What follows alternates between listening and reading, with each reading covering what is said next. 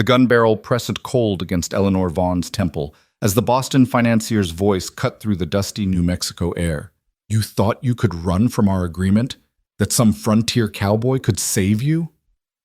Jacob Redford stood frozen 20 feet away, his hand hovering over his holster, knowing one wrong move would end everything they'd built together. But Eleanor's eyes, those same green eyes that had stopped his world on a train platform months ago, held no fear, only defiance. "You want to know what I think, Mr. Whitmore?" she said, her voice steady as granite.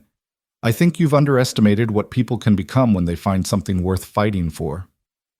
Welcome to a story of love found against all odds, where destiny arrives on steam and steel. I'm taking you back to 1882, to a small town called Willow Springs, where a cowboy's simple errand to collect medicine would change 2 lives forever. Follow me to the end of this tale, and don't forget to comment your city below.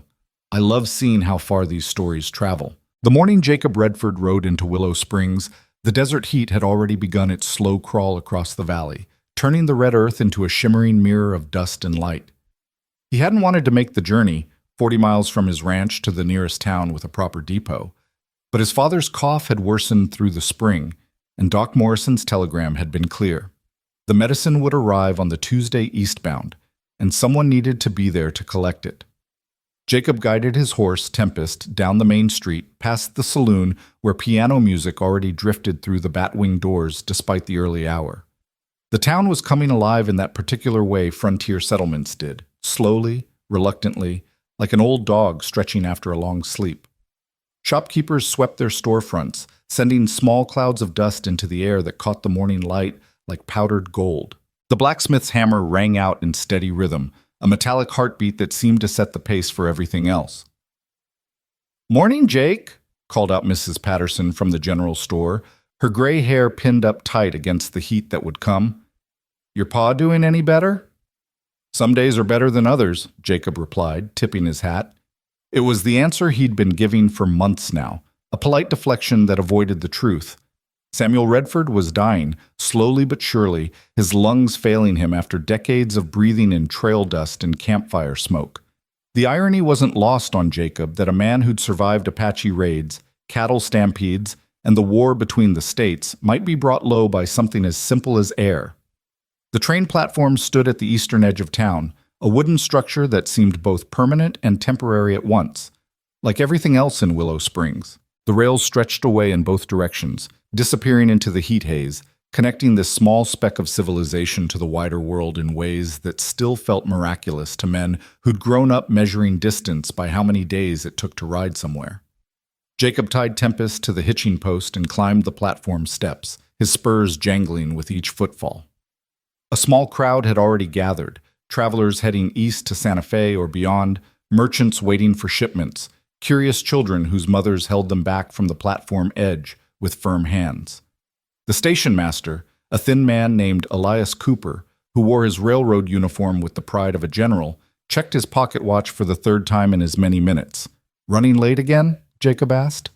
"5 minutes," Cooper replied, as if this was a personal affront to his dignity.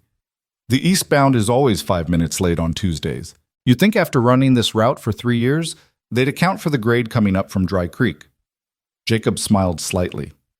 In a world where time had once been measured by the sun's arc across the sky, the railroad's obsession with minutes seemed both foreign and oddly comforting. It suggested a kind of order, a belief that the world could be tamed and scheduled, even out here where the desert still held more sway than any timetable.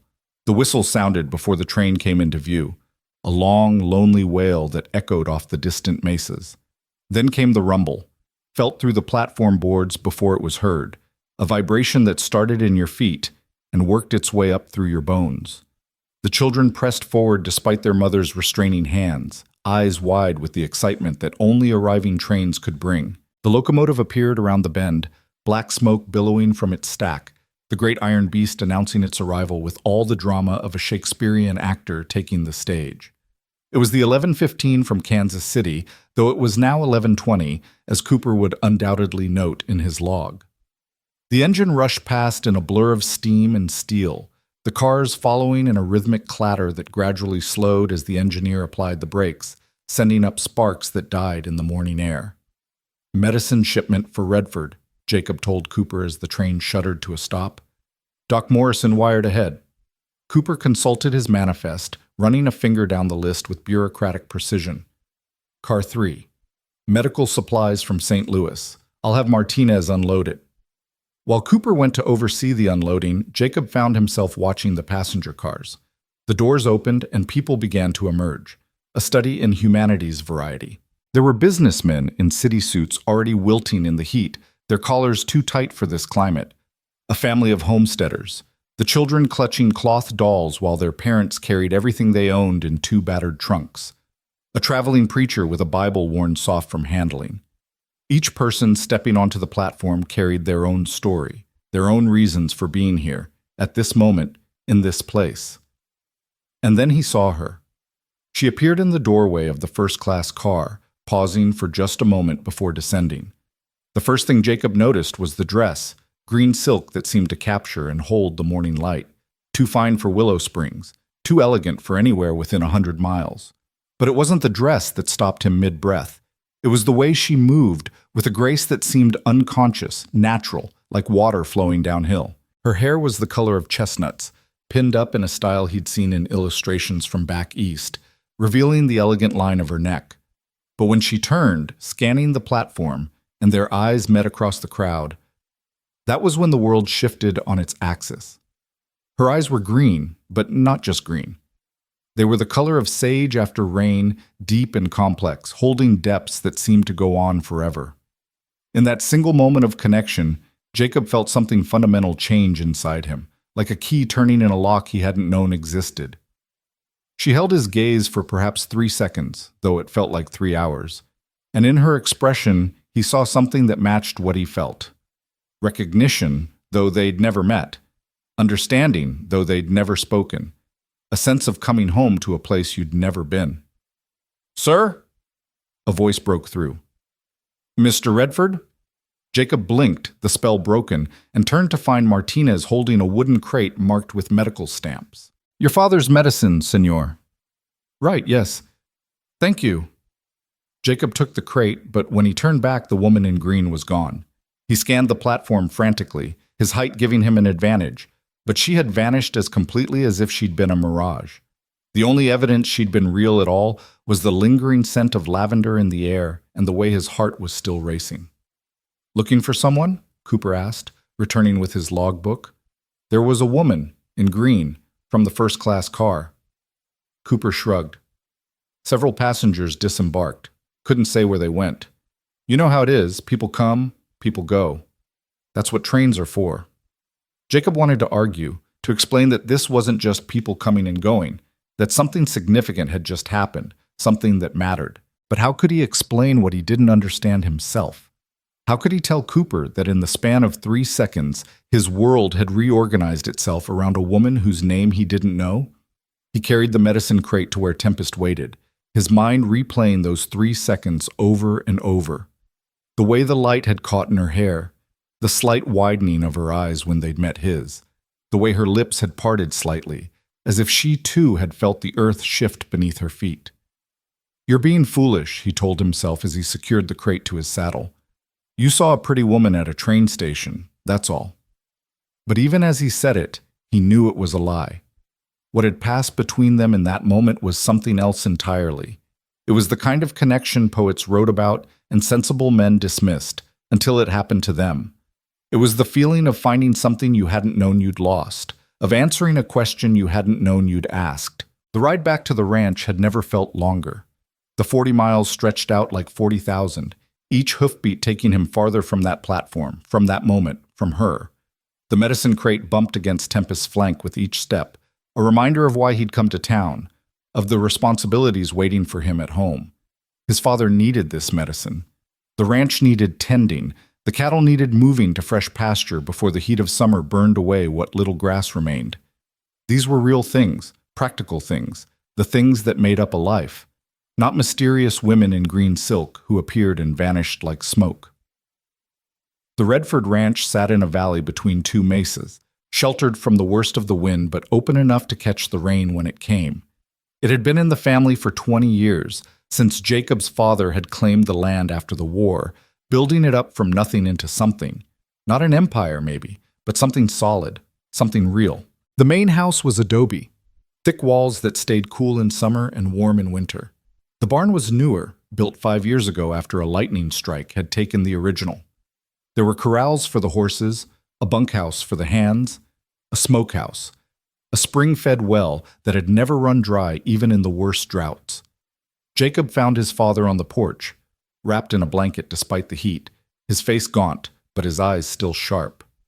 Samuel Redford had been a big man once, broad-shouldered and strong, the kind of man who could break a horse or build a house with equal skill.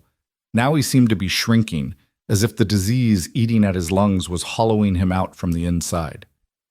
"Get the medicine?" Samuel asked, his voice rough as sandpaper. "Right here." Jacob carried the crate up the porch steps, setting it down gently. "Doc Morrison says twice daily, with food." "Doc Morrison says a lot of things," Samuel replied, but he was already reaching for the crate, desperate despite his attempt at nonchalance. "Any news from town?" Jacob hesitated. He could mention the woman, the moment on the platform, but what would be the point? His father had enough to worry about without adding his son's romantic foolishness to the list. "Nothing much. Cooper says the railroad's thinking about adding another weekly run." Progress, Samuel said, the word carrying multiple meanings. Progress was bringing more trains, more people, more change to a land that had remained unchanged for centuries. Whether that was good or bad remained to be seen. That evening, after the medicine had been administered and his father had retired early, as he did most nights now, Jacob sat on the porch watching the sun paint the mesas in shades of red and gold. The ranch hands were finishing their day's work, the sounds of their voices carrying across the yard. Pedro was telling a joke in Spanish that made the others laugh. Tom was arguing about the best way to treat a lame horse. Normal sounds, familiar sounds, the soundtrack of his life. But underneath it all, like a melody he couldn't quite forget, was the memory of green eyes and 3 seconds that had felt like forever. He tried to push it aside, to focus on practical matters. Tomorrow they needed to move the herd to the eastern pasture. The fence along the southern border needed repair before the monsoons came. One of the mares was close to foaling and would need watching. These were the things that mattered, the things that kept a ranch running and a family fed. Yet when he closed his eyes, he saw her. The way she'd paused in the doorway of the train car, framed by steam and morning light. The elegant line of her neck. The way her dress had moved when she walked, like water-made fabric. "You don't even know her name," he said aloud to the empty porch. The stars were coming out now, one by one, like candles being lit in a vast cathedral. Out here, away from the gaslight of cities, the night sky was a revelation, a reminder of how small human concerns really were. What did it matter, in the grand scheme of things, that a cowboy had seen a woman at a train station? The stars would continue their ancient dance regardless. But knowing something intellectually and feeling it in your gut were two different things. And in his gut, Jacob knew that those 3 seconds on the platform had changed something fundamental. It was like a door had been opened that couldn't be closed again, showing him a glimpse of a room he hadn't known existed in the house of his life. Sleep came late and brought dreams of trains and green silk and eyes that seemed to see straight through to his soul. The next days passed in a blur of routine work, but Jacob found himself making excuses to go to town. The ranch needed supplies. They were low on coffee. One of the horses needed new shoes, and the blacksmith at the ranch wasn't as skilled as the one in town. Each trip, he found himself at the platform when the eastbound arrived, scanning the crowd for a glimpse of green. "You're going to wear a groove in them platform boards," Cooper observed on the 4th such visit. "What is it you're looking for exactly?" Jacob couldn't answer, not honestly. How could he explain that he was looking for a ghost, a dream, a moment that had felt more real than anything in his life before or since? A week passed, then 2. The medicine was helping his father, giving him good days among the bad, days when he could sit a horse for a few hours and survey the land he'd built his life on. On one such day, they rode out to the eastern boundary, where the ranch bordered the open range. "I ever tell you about the first time I saw your mother?" Samuel asked, suddenly. Jacob looked over, surprised. His mother had died when he was 12, and his father rarely spoke of her. "No, sir." It was in St. Louis before the war. I was there buying cattle, young and full of myself, thinking I knew everything there was to know about the world. Went to a dance at one of those fancy hotels, the kind with crystal chandeliers and marble floors. And there she was, dancing with some banker's son, looking like an angel in a blue dress.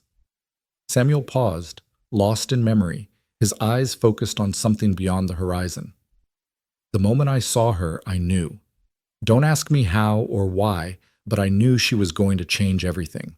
Took me 3 months to convince her to marry me and come out here, to this place that wasn't much more than dirt and dreams at the time. Her family thought she was crazy. Maybe she was. Did you ever regret it? Jacob asked. Coming here, I mean. Samuel was quiet for a long moment.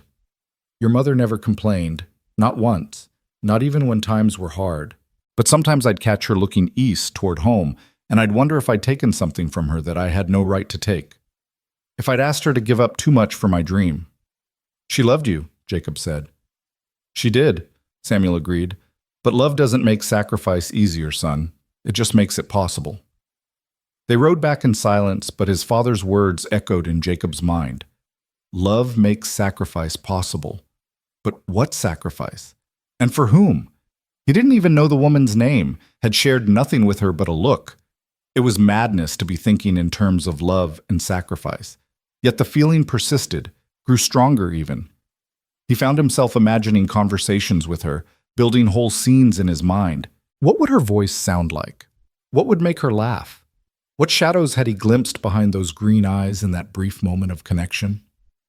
3 weeks after that first encounter, Jacob was in Thompson's general store, negotiating the price of grain, when she walked in. He knew it was her before he turned around.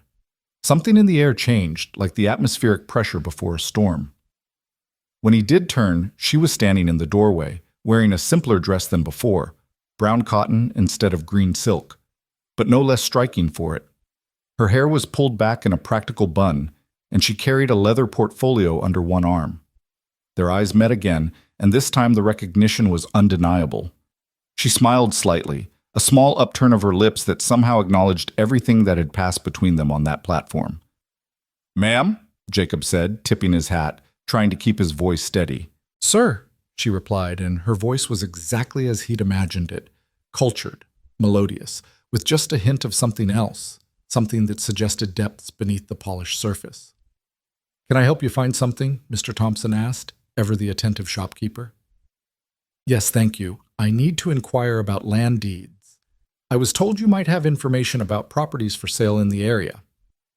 Land deeds. She wasn't just passing through then. She was looking to stay. Jacob's heart did something complicated in his chest. "Well now," Thompson said, "there's the old Martinez place, been empty for 2 years, and the Hendricks are looking to sell their northern parcel, though it's not much good for farming." "I'm not interested in farming," she said. "I'm looking for ranch land, somewhere with good water access and grazing." Thompson's eyebrows rose. A woman looking to buy ranch land on her own. It was unusual, to say the least. "That's a mighty big undertaking for a— That is, do you have family coming to help work the land?" "I have resources," she said simply, in a tone that didn't invite further questions. Jacob found himself stepping forward before he'd made the conscious decision to do so. "The Carlson spread might suit your needs. It borders my family's ranch to the north. Good water, decent grass, and the house is still sound. Just needs some work." She turned to him fully then, and up close he could see details he'd missed from across the platform. A small scar at the corner of her left eyebrow.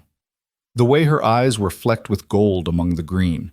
The determined set of her jaw that suggested she was used to fighting for what she wanted. "Your ranch?" she asked. "The Redford place. About 10 miles northwest of here. Jacob Redford," he said, extending his hand.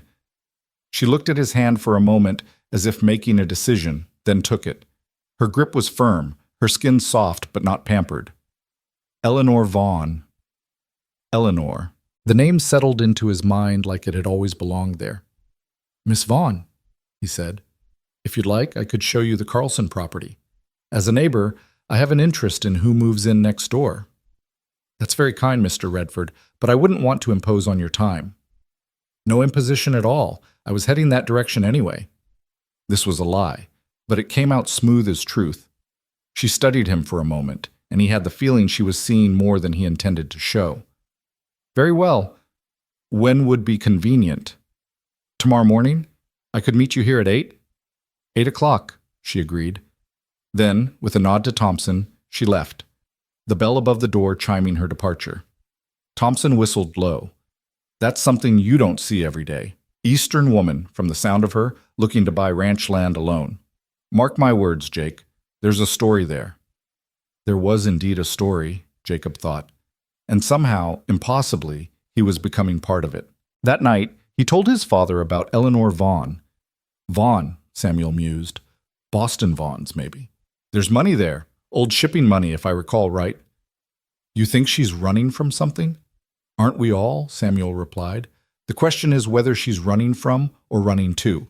There's a difference, and it matters. The next morning dawned clear and bright, the kind of day that made the desert look like a painting, all bold strokes and vivid colors. Jacob arrived at the general store early, had Tempest saddled and a second horse, a gentle mare named Sage, ready for Eleanor. She arrived precisely at 8, wearing a riding habit that, while clearly expensive, showed signs of wear. She knew how to ride then. Good. That would make things easier. Miss Vaughn, he greeted her. Mr. Redford, I appreciate you taking the time. They rode out of town in companionable silence at first, the horses' hooves raising small clouds of dust that hung in the still air. Jacob found himself stealing glances at her, noting the straight line of her back, the confident way she held the reins. You ride well, he observed. My father insisted all his children learn. He said you never knew when a skill might prove useful. Wise man. He was, she said, and the past tense hung between them like a confession. The Carlson property was about 5 miles from town, nestled in a valley with a year-round creek running through it. The house stood on a rise, adobe walls gone gray with neglect but still solid. The barn needed work, and the corrals were overgrown with tumbleweeds, but the bones of a good ranch were there. Carlson left 2 years ago, Jacob explained as they surveyed the property. His wife died of fever, and he couldn't bear to stay. Went back to Missouri, last I heard. Eleanor dismounted and walked to the creek, kneeling to test the water with her fingers. It's cold. Spring-fed? Partly. There's also runoff from the mountains, but the spring keeps it flowing even in dry years. She stood, brushing dust from her skirts, and looked around with an appraising eye. How many head could this land support? Depends on the year, but comfortably, maybe 200, 300 if you're careful about rotation. And the neighbors? Besides yourself? The Hendricks to the east, they run sheep. To the west is open range. South is my land. She nodded, processing this information. Then, surprising him, she asked, Why are you helping me, Mr. Redford? You don't know me. It was a fair question, and one he'd been asking himself.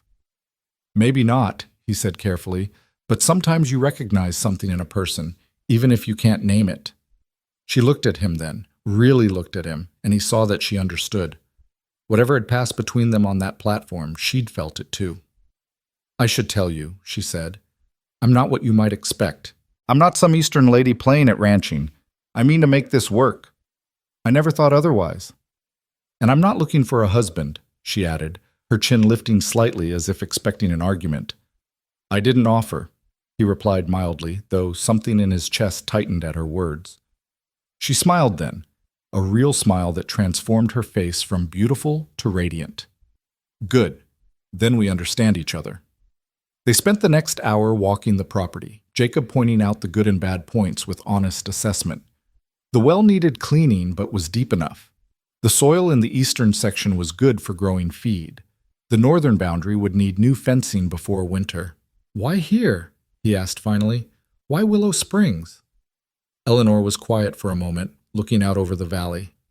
Have you ever felt like you were suffocating, Mr. Redford? Like the walls of your life were closing in and you had to escape or die trying? Can't say I have, he admitted. Then you're fortunate. She turned to him. I need space to breathe, to be something more than what others have decided I should be. This place, it feels like possibility. He understood that. The lure of possibility, The promise of the frontier where a person could remake themselves into whoever they had the courage to become. It's hard work, he warned. Harder than you might imagine. The heat, the isolation, the constant struggle against the land, it breaks a lot of people. I'm not easily broken. Looking at her, at the steel beneath the silk, he believed her. They rode back to town as the sun reached its zenith, the heat shimmering off the desert floor in waves. At the general store, Eleanor dismounted and handed him Sage's reins. Thank you, Mr. Redford. You've been very helpful. Will you take the property? I need to think about it. Make some calculations. She paused. Might I? That is, if I have questions about ranching, might I consult with you? I'd pay for your time, of course. No payment necessary. Neighbors help neighbors out here. It's how we survive. She studied him for a moment. Neighbors, she repeated, as if testing the word. I think I'd like that.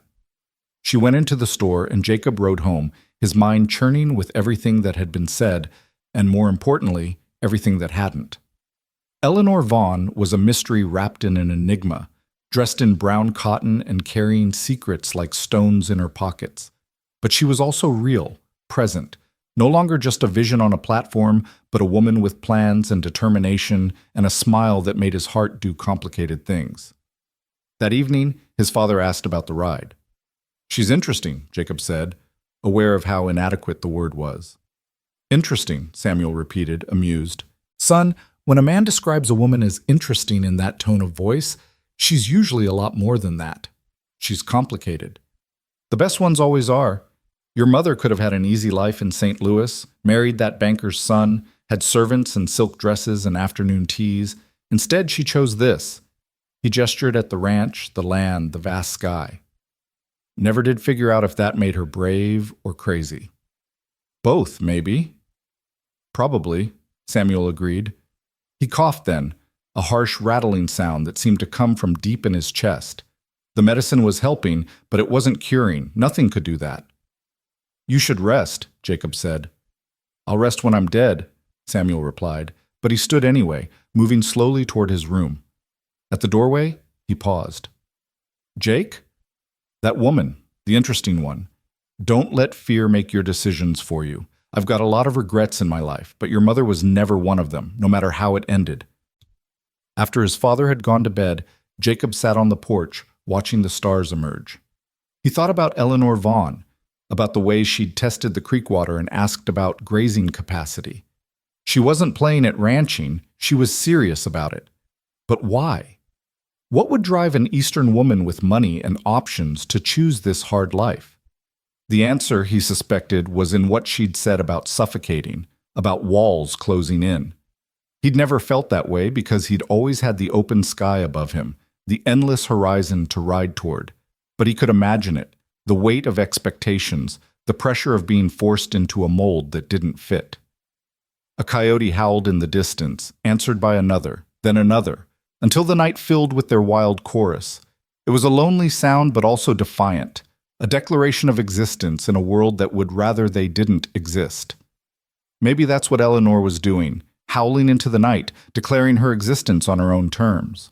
The thought made him smile. 3 days later, Eleanor Vaughn bought the Carlson property.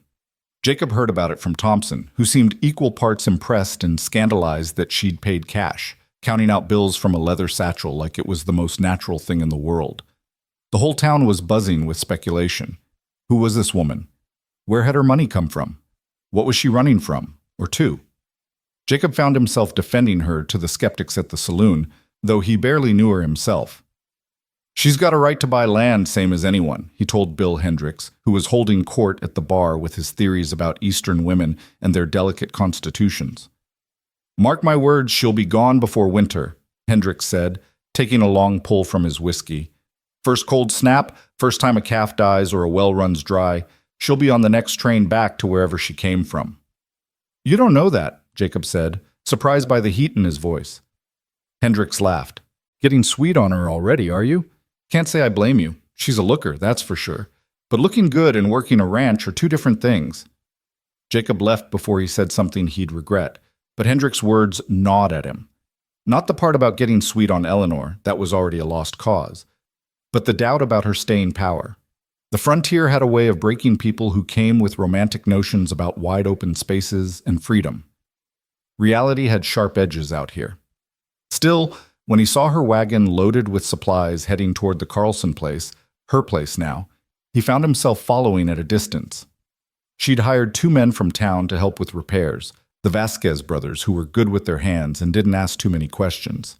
Smart choices, both of them. He didn't approach, not wanting to seem like he was checking up on her, but he watched from a ridge as she directed the unloading, pointing out where things should go, examining the repairs needed on the barn.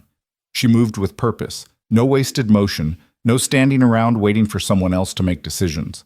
Whatever else Eleanor Vaughn was, she wasn't afraid of taking charge. That evening, she appeared at his door. Jacob had just finished dinner, a simple meal of beans and cornbread that he'd gotten used to cooking for himself and his father. Samuel had retired early again, the medicine making him drowsy. When the knock came, Jacob assumed it was one of the hands with a problem, but when he opened the door, there she stood wearing a practical dress and boots that already showed dust from her new land. "Miss Vaughn," he said, trying not to sound as surprised as he felt. "Mr. Redford, I apologize for coming unannounced, but I have a proposition for you." He stepped aside, gesturing for her to enter. "Please, come in. Can I offer you coffee?" "That would be welcome, thank you." He led her to the kitchen, acutely aware of how bachelor rough the house looked. His mother would have been mortified by the dishes in the sink, the layer of dust on the mantel, the general air of masculine neglect.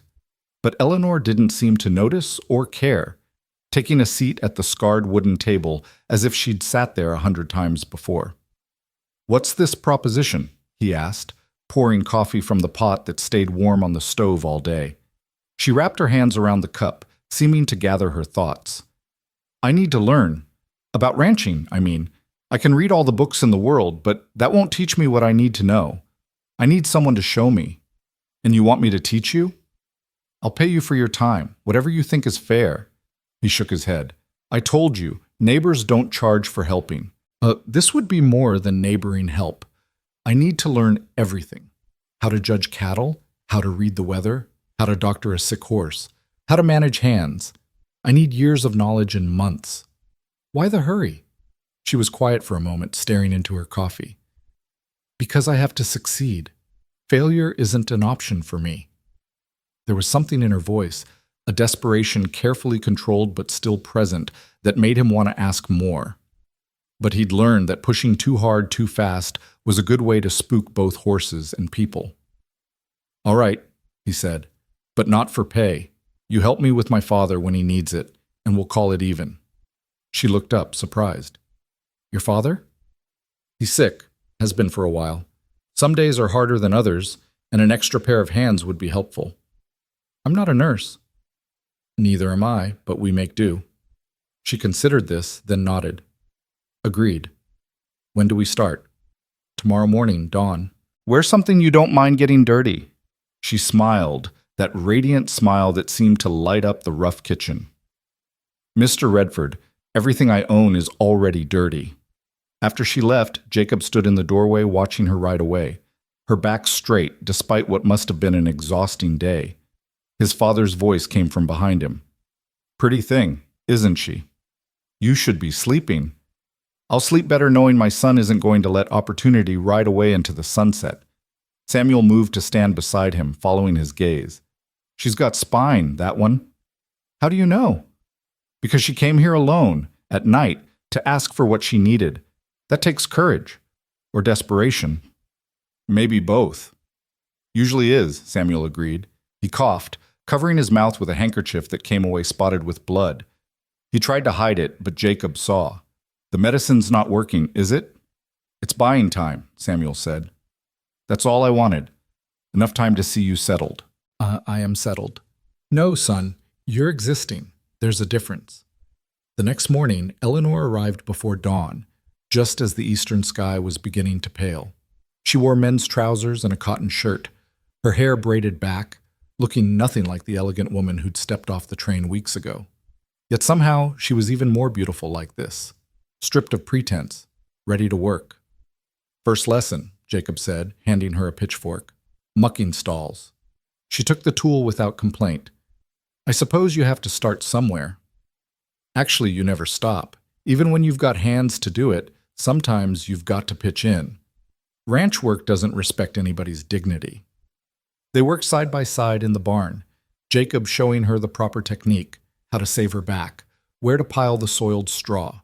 She was a quick learner, asking questions, but not too many, watching his movements and mimicking them. When one of the horses, a temperamental stallion named Thunder, kicked at his stall door, she didn't flinch.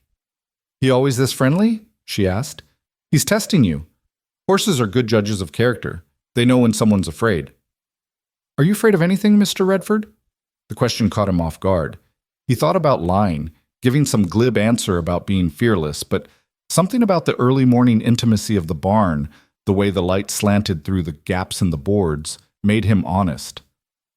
"Lots of things. Losing the ranch, watching my father die slowly, never mattering to anyone beyond these borders." She stopped working, leaning on her pitchfork. "You matter."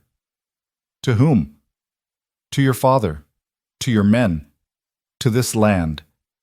She paused, then added quietly, "To me." The words hung in the air between them like a challenge or a promise.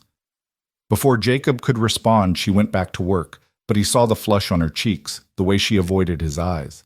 They moved on to the cattle, Jacob explaining the different breeds, how to spot illness, which ones were good for breeding and which were better for beef. Eleanor took it all in, occasionally taking notes in a small leather book she kept in her pocket. "Where did you learn all this?" she asked as they watched the herd grazing in the morning light. "My father, mostly, some from experience. You make mistakes, you learn." "What was your biggest mistake?" He thought about it. "Thinking I had time, always thinking there would be more time."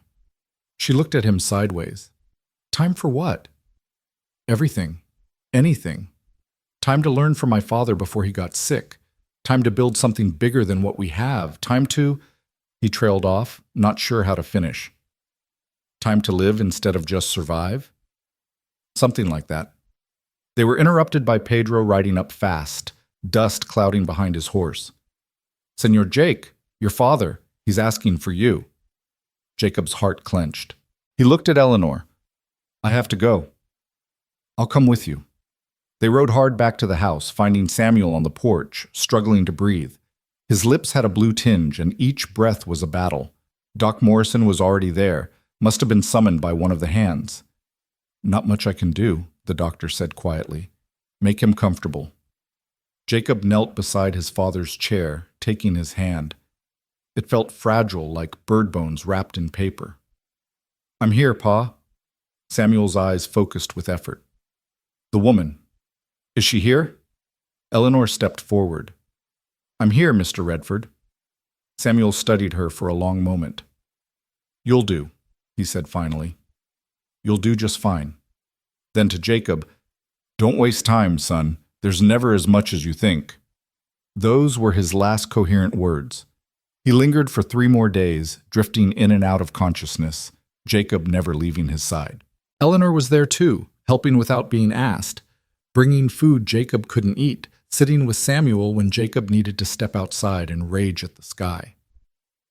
On the 3rd night, as a thunderstorm rolled across the valley, Samuel Redford died with his son's hand in his, and Eleanor Vaughn singing softly, a hymn from her childhood that seemed to ease his passing. The funeral was well attended. Samuel had been respected in the community, one of the first settlers who'd helped build Willow Springs from nothing. People came from miles around, bringing food and condolences and stories about the man Jacob was only now realizing he'd never fully known. Eleanor stood beside him at the grave, a steady presence in a world that suddenly felt unmoored. When everyone else had gone, she remained. "I should go," she said finally. "You need time alone." "No," he said, the word coming out more forcefully than intended. "Please, stay." They sat on the porch as the sun set, not talking, just existing in the same space. Finally, Eleanor broke the silence. "My father died 2 years ago," she said. "Heart failure," the doctors said, but I think it was really disappointment. He'd built a shipping empire, you see. Started with 1 boat and ended with a fleet. But none of his sons survived to adulthood, and his daughter, well, I was a poor substitute for the heir he'd wanted. You were his daughter. That should have been enough. She smiled sadly. Should and was are different things. When he died, control of the company was supposed to pass to me. But there were conditions, restrictions. A board of men who thought they knew better, who wanted to manage me like I was another asset in the portfolio. So you left. So I left, took what money was mine outright, and came west, where nobody knew the Vaughn name or cared about shipping routes and board meetings. She paused. I'm not just playing at this, Jacob. I need to succeed here because I can't go back. There's nothing to go back to. He understood then, the desperation he'd sensed in her. She'd burned her bridges, chosen freedom over security, the unknown over the suffocating known. You'll succeed, he said with a certainty that surprised him. How can you be so sure? Because you're too stubborn to fail. She laughed, the first genuine laugh he'd heard from her, bright and unexpected in the gathering darkness. Is that a compliment? Out here it is. The days following the funeral fell into a pattern. Eleanor would arrive at dawn, and they'd work together until dusk. She learned to rope cattle, to mend fences, to read the sky for weather changes. Her hands grew calloused, her skin browned from the sun, and the eastern polish wore away to reveal something stronger underneath. But it wasn't all work. There were moments, plenty of them, when Jacob would catch himself watching her, marveling at the way she'd adapted, at her determination to master every skill he taught, and sometimes he'd catch her watching him, her expression unreadable but intense. One afternoon, while fixing a broken gate, she asked, "What will you do now? With the ranch, I mean, now that your father's gone. Keep it running. It's all I know." But is it what you want? Nobody had ever asked him that before. Want had always seemed like a luxury he couldn't afford. There was what needed to be done, and that was that. I want to build something that lasts, he said finally. Something more than just getting by season to season. Maybe expand the herd, improve the breeding stock. My father was content to maintain what we had, but I think we could do more. We? He flushed, realizing his slip. The ranch. I meant the ranch could do more. Of course that's what you meant, she said, but there was a teasing note in her voice that made his heart skip. As summer gave way to early fall, Eleanor's ranch began to take shape. The Vasquez brothers had repaired the barn and reinforced the corrals. She'd bought a small herd of cattle, good stock that Jacob had helped her select at considerable expense. But more than that, she was becoming part of the community. The initial skepticism was giving way to grudging respect as people saw how hard she worked, how she didn't put on airs or expect special treatment. You've got them talking, Jacob told her one evening as they sat on her porch, watching her new cattle graze. Good talking or bad talking? Both, but more good lately. Mrs. Patterson says you're tougher than you look. High praise from Mrs. Patterson. It is, actually. They were comfortable with each other now, able to sit in silence or talk for hours. Jacob found himself telling her things he had never told anyone, about his mother's death, about his fears of inadequacy, about dreams he'd barely admitted to himself. And she told him about Boston, about the gilded cage she'd escaped, about the suitor her father had chosen for her, who saw her as a decoration rather than a person. His name was Whitmore, she said one night when the stars were particularly bright. Harrison Whitmore. His family was in banking, very powerful, very connected. My father thought it would be a good match, his money, our ships, a dynasty in the making. But you didn't want him. I didn't want to be owned, she corrected, and that's what it would have been. Oh, he was charming enough, said all the right things, but I could see it in his eyes. I was an acquisition, like a painting or a thoroughbred horse, something to display and breed. The bitterness in her voice made Jacob want to reach for her hand, but he held back. There were lines they hadn't crossed yet, boundaries maintained despite the growing pull between them. Is he still waiting for you back in Boston? Eleanor's expression darkened. Harrison Whitmore doesn't wait. He acquires what he wants, one way or another. There was something ominous in her tone, a suggestion of unfinished business that made Jacob uneasy. But before he could pursue it, she changed the subject, asking about the upcoming cattle drive to Santa Fe. October arrived with a cold snap that turned the mornings crisp and painted the cottonwoods along the creek gold. Jacob was preparing for the drive, his men gathering the cattle that would make the journey to market. It was a crucial time.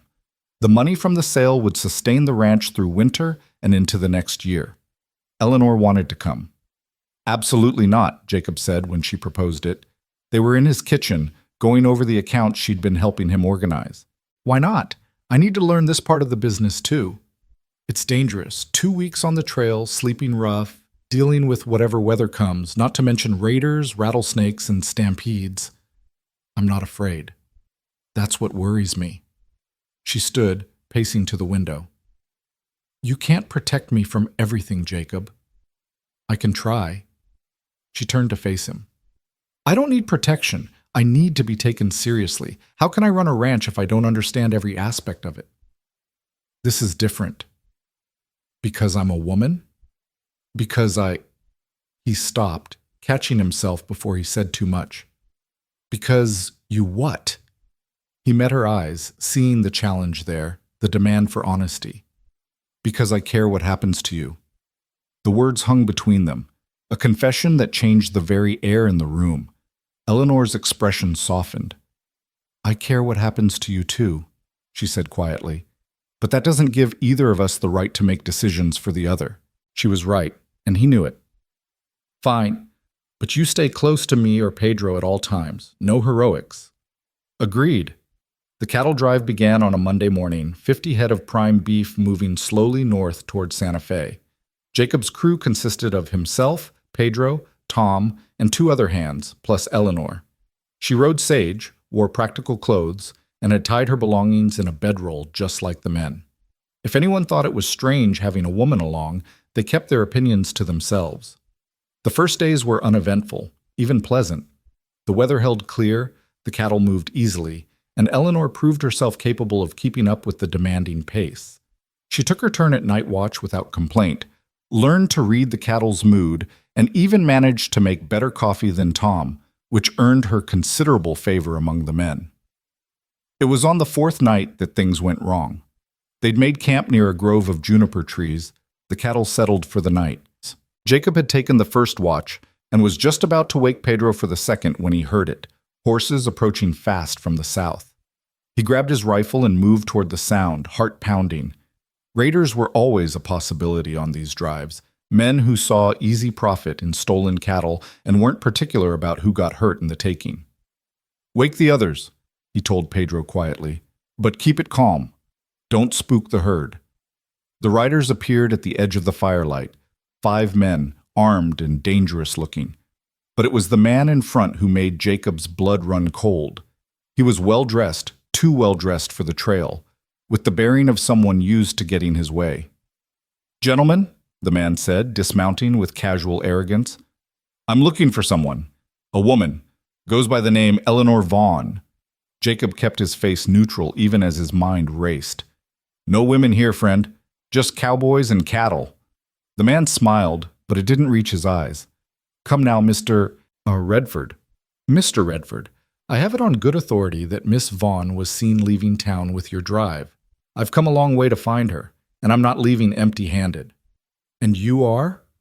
Harrison Whitmore, her fiancé. Jacob felt something cold and sharp twist in his gut. Behind him, he sensed movement, Eleanor emerging from her bedroll, but he didn't turn. Like I said, no women here. Whitmore's smile widened. Eleanor, darling, I know you're there. Come out and let's discuss this like civilized people. Eleanor stepped into the firelight, her chin raised defiantly. She'd grabbed her rifle, Jacob noticed, and held it with comfortable familiarity. Harrison, I thought I made myself clear in Boston. You left without a word. That's hardly making yourself clear. The fact that I left should have been clear enough. Whitmore took a step toward her, and Jacob moved to intercept. The lady doesn't seem interested in your company.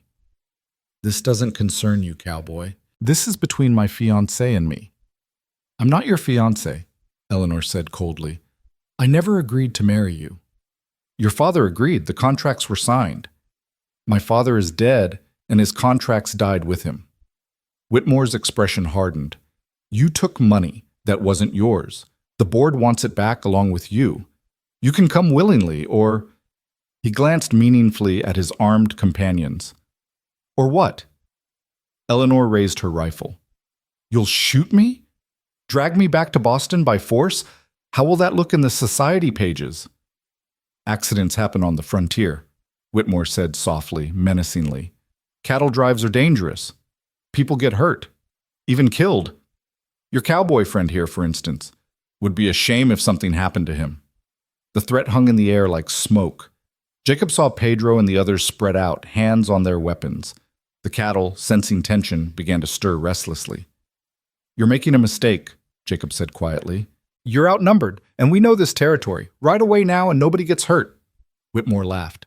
Outnumbered? I have 20 more men waiting just over that ridge. One signal from me, and this becomes very unpleasant. Jacob couldn't tell if he was bluffing, but it didn't matter. The situation was balanced on a knife's edge, ready to tip into violence at any moment. It was Eleanor who broke the stalemate. She lowered her rifle and walked toward Whitmore, her movements deliberate and controlled. All right, Harrison, you win. Eleanor? No? Jacob started, but she held up a hand. I won't have bloodshed on my account. She looked at Whitmore with undisguised contempt. I'll come with you, but on one condition. You leave these men and their cattle alone. You ride away and never come back here. Whitmore's smile was triumphant. Of course, darling, I'm not a barbarian. Eleanor turned to Jacob, and in her eyes he saw something that made his heart stop. Not surrender, but determination. She was planning something. Take care of my ranch, she said, until I return. Eleanor. She moved closer, ostensibly to hand him her rifle, and whispered, Trust me, watch for my signal. Then she walked to Whitmore's horse, her back straight, every inch the Boston lady she'd once been. Whitmore mounted behind her, his arm going around her waist possessively. Gentlemen, he said mockingly, tipping his hat, a pleasure doing business with you. They rode off into the darkness, Whitmore's men falling in behind them. Jacob stood frozen, his mind racing, trying to understand what Eleanor's plan might be. We're going after them, right? Tom asked. Give it a minute, Pedro said, his weathered face thoughtful. The senorita is clever. She has something in mind. They didn't have to wait long. A gunshot rang out, followed by shouting and the sound of horses scattering. Without hesitation, Jacob mounted Tempest and rode toward the chaos, his men behind him. He found Eleanor standing over Whitmore, who was on the ground clutching his shoulder, blood seeping between his fingers. His men were struggling to control their spooked horses. Eleanor had fired into the air and caused a minor stampede. You shot me! Whitmore gasped, incredulous. No, Eleanor corrected calmly. You were showing me your gun, how careless I'd been to travel without proper protection. It went off accidentally. These things happen on the frontier, as you said. Jacob dismounted, moving to Eleanor's side. She was trembling slightly, but her voice remained steady. Mr. Whitmore was just leaving, she said. Weren't you, Harrison? Whitmore struggled to his feet, his face twisted with pain and rage. This isn't over. You can't just... I can, and I have, Eleanor interrupted. You'll ride back to Boston and tell the board that I died out here. Tragic accident, just like you threatened. They'll write off their losses and move on. Because if you don't, if you ever come near me or anyone I care about again, I'll send them the letters. What letters? The ones detailing your embezzlement from the company. Did you think I didn't know? My father may have been blind to your true nature, but I wasn't. I have proof, Harrison. Enough to ruin you completely. Whitmore went pale beneath his pain. You're bluffing. Try me. They stared at each other for a long moment, a lifetime of conflict condensed into seconds. Finally, Whitmore looked away. Get me on my horse, he told his men. As they prepared to leave, he looked back at Eleanor. You could have had everything. I have everything I want, she replied, and her hand found Jacob's, their fingers intertwining. Whitmore's gaze followed the gesture, his expression bitter. A ranch in the middle of nowhere and a cowboy. You've fallen far, Eleanor. No, Harrison, I've risen. He rode away then, his men supporting him in the saddle, disappearing into the darkness from which they'd come. Jacob and the others watched until they were gone, then turned to Eleanor. The letters? Jacob asked. Oh, they're real. Hidden in a bank vault in Denver. My insurance policy. She swayed slightly, and Jacob caught her. "You magnificent, terrifying woman," he said. And then, because he couldn't help himself, because they'd almost lost everything, because she was there and whole and his to hold, he kissed her. The kiss lasted only seconds but changed everything. When they pulled apart, Eleanor's eyes were wide with surprise, and Jacob immediately started to apologize, but she pressed her fingers to his lips. "Don't you dare apologize for that," she said softly. Around them, the men pretended to be very interested in checking the horses and securing the camp, giving them a moment of privacy in the vast openness of the night. Pedro began issuing orders in Spanish, his voice carrying a note of amusement as he directed the others to gather the scattered supplies from Whitmore's hasty departure. "We should get back to camp," Jacob said, though every part of him wanted to stay right here, holding her under the endless stars. "The cattle will be restless after all that commotion."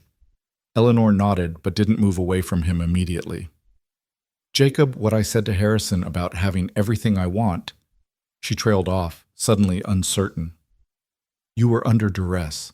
"I understand if you didn't mean—" "I meant every word," she interrupted, her voice fierce.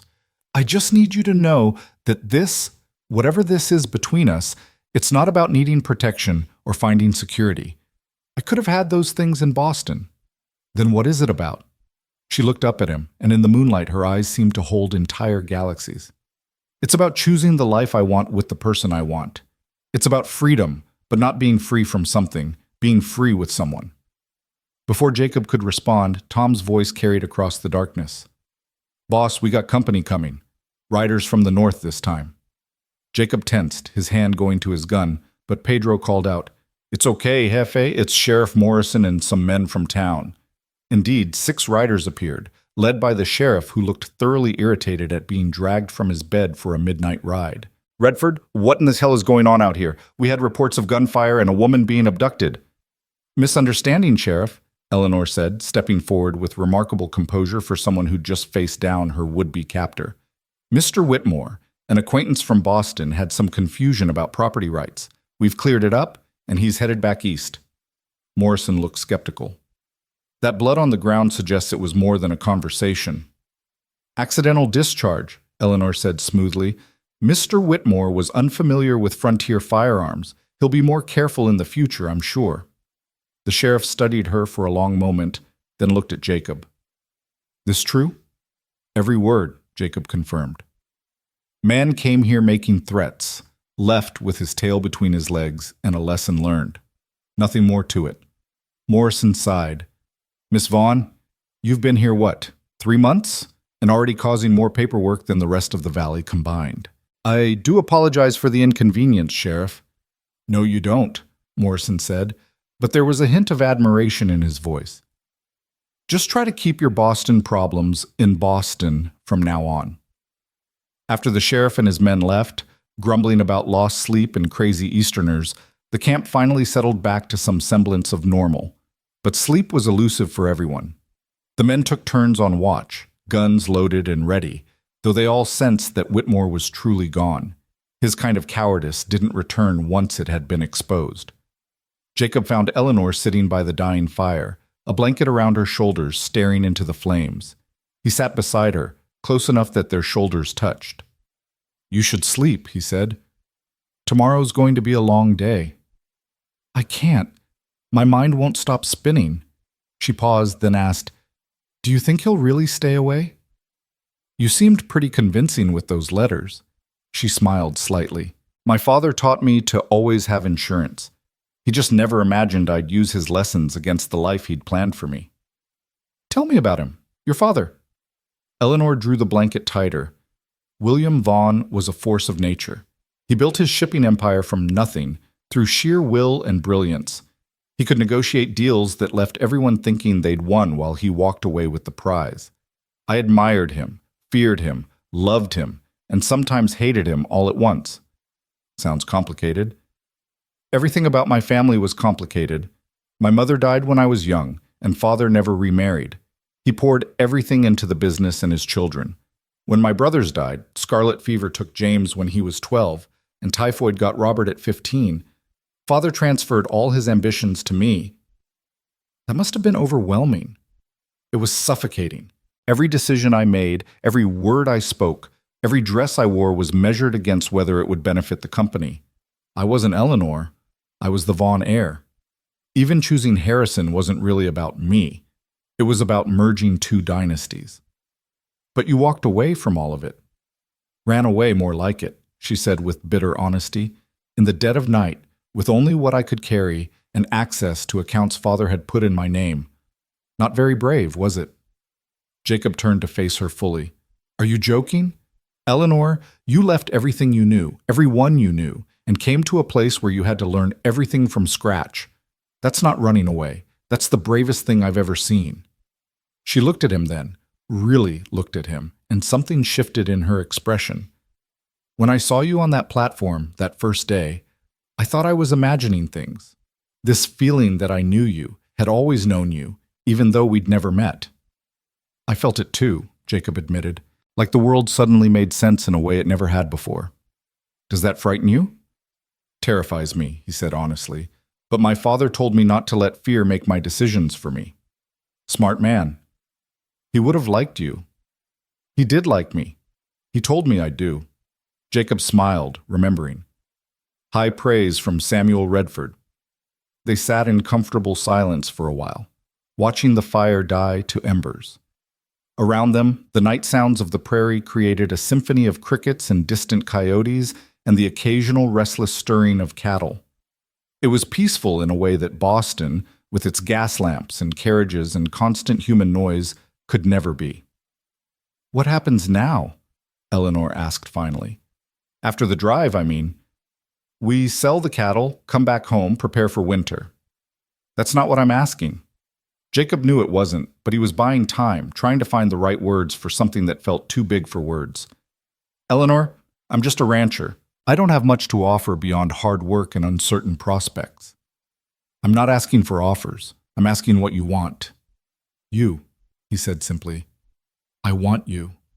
In my life, in my home, in my future. But wanting and deserving are different things. Eleanor turned to face him fully, the blanket falling from her shoulders. Jacob Redford, you listen to me. You're twice the man Harrison Whitmore could ever be. You're honest and kind and strong in ways that have nothing to do with physical strength. You looked at me, really looked at me, and saw who I am, not what I represent or what I could bring to a merger. So don't you dare talk about deserving. You could have anyone. I don't want anyone. I want the man who taught me to muck stalls without making me feel foolish, who trusted me to make my own choices even when he was afraid for me, who stood between me and danger tonight without hesitation. She reached up, touching his face. I want the man who kissed me like I was the answer to every prayer he'd ever prayed. This time, when Jacob kissed her, there was no interruption, no audience, just the two of them and the dying fire and the vast wilderness that had brought them together. It was a kiss that promised everything: partnership, passion, a future neither of them could fully imagine but both desperately wanted. When they finally parted, breathless and changed, Eleanor smiled. So, Mr. Redford, you were telling me about preparing for winter? He laughed, the sound carrying across the prairie. Marry me. The words came out unplanned, surprising them both. Eleanor's eyes widened. What? Marry me, he said again, more certain now. Not because you need protection, or because it's proper, or because of any reason except that I love you and can't imagine a life without you in it. We've known each other 3 months. We've known each other forever, he countered. You felt it too, on that platform, like recognizing something you'd been looking for your whole life. Eleanor was quiet for so long that Jacob began to fear he'd ruined everything. Then she said, Yes? Yes? Yes, I'll marry you, you impossible, wonderful man, but on one condition. Anything. We combine the ranches, equal partners in everything. I didn't come out here to become someone's property, even yours. I wouldn't want it any other way. She kissed him again, sealing the bargain, and Pedro's voice drifted from the darkness. About time, Jefe. We were starting to wonder if you'd ever get around to it. But as part of their extended family, she continued to pull her weight, working alongside them during the day. But at night, she and Jacob would find time to sit together, planning their future in quiet conversations that stretched until dawn. Santa Fe appeared on the horizon like a dream of civilization, its adobe buildings glowing gold in the afternoon sun. The cattle market was bustling with buyers from all over the territory, and Jacob was pleased to get a better price than expected for their herd. The economy was growing, beef was in demand, and the quality of their cattle spoke for itself. While Jacob handled the sale, Eleanor explored the town, returning with supplies and news. "There's talk of the railroad extending further south," she told him. "If it comes through Willow Springs, land values will triple." "And more people will come," Jacob said, not entirely happy about the prospect. "Change isn't always bad," Eleanor pointed out. "More people mean more market for beef, better prices, maybe even a school eventually." "A school?" She blushed slightly.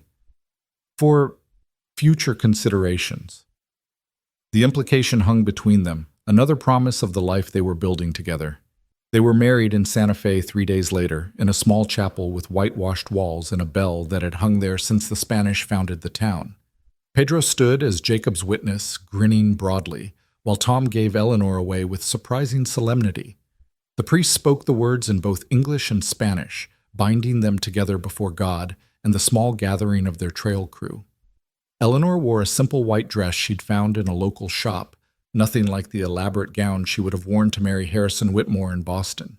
But when Jacob saw her walking toward him, sunlight streaming through the chapel windows to set her hair ablaze with copper fire, he thought she'd never looked more beautiful. "You sure about this?" he whispered when she reached him. "Never been more sure of anything in my life," she whispered back. The ring Jacob slipped onto her finger had been his mother's, a simple gold band that Samuel had kept in a leather pouch for years. Eleanor's eyes filled with tears when she recognized its significance. "Now you're really stuck with me," Jacob said as they walked out of the chapel as husband and wife. "Good thing I'm stubborn," Eleanor replied, and their laughter echoed off the ancient walls. The journey home was different from any cattle drive Jacob had ever made. This time, he wasn't just returning to a ranch, he was bringing his wife home. The men rode ahead at times, giving the newlyweds privacy, though there was much good-natured teasing around the campfires. "Never thought I'd see the day Jake Redford got himself hitched," Tom said one evening, "especially not to a Boston lady who can outshoot him." "I can't outshoot him," Eleanor protested. "Not yet," Pedro said with a wink. "Give it time, senora." As they neared Willow Springs, Eleanor grew quiet. Jacob noticed her nervousness increasing with each mile. "What's wrong? What if the town doesn't accept this? Us? It's one thing for me to be the strange Eastern woman trying to ranch. It's another to be your wife." "Let them talk," Jacob said. "We'll be too busy building our empire to care." But as it turned out, the town's reaction was more positive than either had expected. Mrs. Patterson was the first to visit, bringing a cake and her approval. "About time someone made an honest man out of Jacob Redford," she declared. "And you, my dear, have certainly proven you belong here." Others followed, bringing gifts and congratulations. Even Bill Hendricks, who'd predicted Eleanor would flee at the first sign of trouble, admitted he'd been wrong. "You've got grit, Mrs. Redford," he said, the new name still strange on everyone's tongue. "That counts for a lot out here." The real work began after the honeymoon period ended. Combining 2 ranches was more complicated than either had anticipated. There were legal matters to sort out, boundaries to adjust, and decisions about which structures to maintain and which to abandon. They decided to make Jacob's ranch house their home, as it was larger and more established, but kept Eleanor's barn, which was newer and better positioned. "We'll need to expand the house," Eleanor said one morning, standing in the kitchen with a cup of coffee, surveying their domain. "Another bedroom or 2, a proper study, maybe a larger parlor for when we entertain." "Entertain?" Jacob raised an eyebrow. "This is a ranch, not a Boston mansion." "It's our home," she corrected, "and I intend to make it both functional and welcoming. Besides," she added with a smile, "we'll need the room eventually." The implication was clear, and Jacob felt his heart skip. They'd been married only a month, but already the future seemed to be rushing toward them, full of possibilities they were only beginning to imagine. Winter came early that year, November bringing snow that blanketed the valley in pristine white. The combined ranch was ready for it, hay stored, cattle moved to sheltered pastures, wood stacked high against the cold.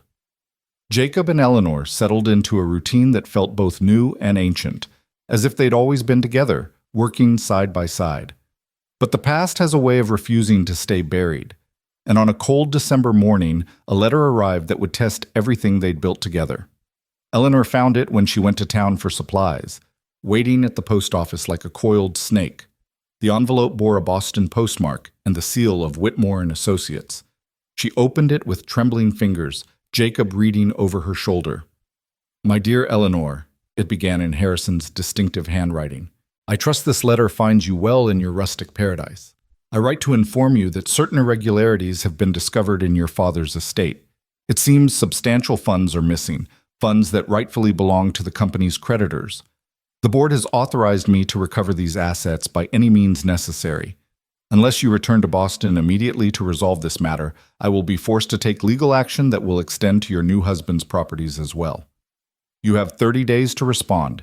Yours in anticipation, Harrison Whitmore." Eleanor sank into a chair, the color draining from her face. "He can't do this. The money I took was mine." "Was it?" Jacob asked gently. "Legally, I mean?" She was quiet for a moment, then shook her head. "It's complicated. Some of it was definitely mine, but Father moved money around constantly, keeping it fluid. I took what I thought was fair, but proving it in court would be difficult." "How much are we talking about?"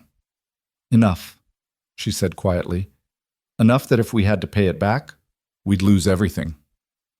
Jacob felt the weight of the threat settling on his shoulders.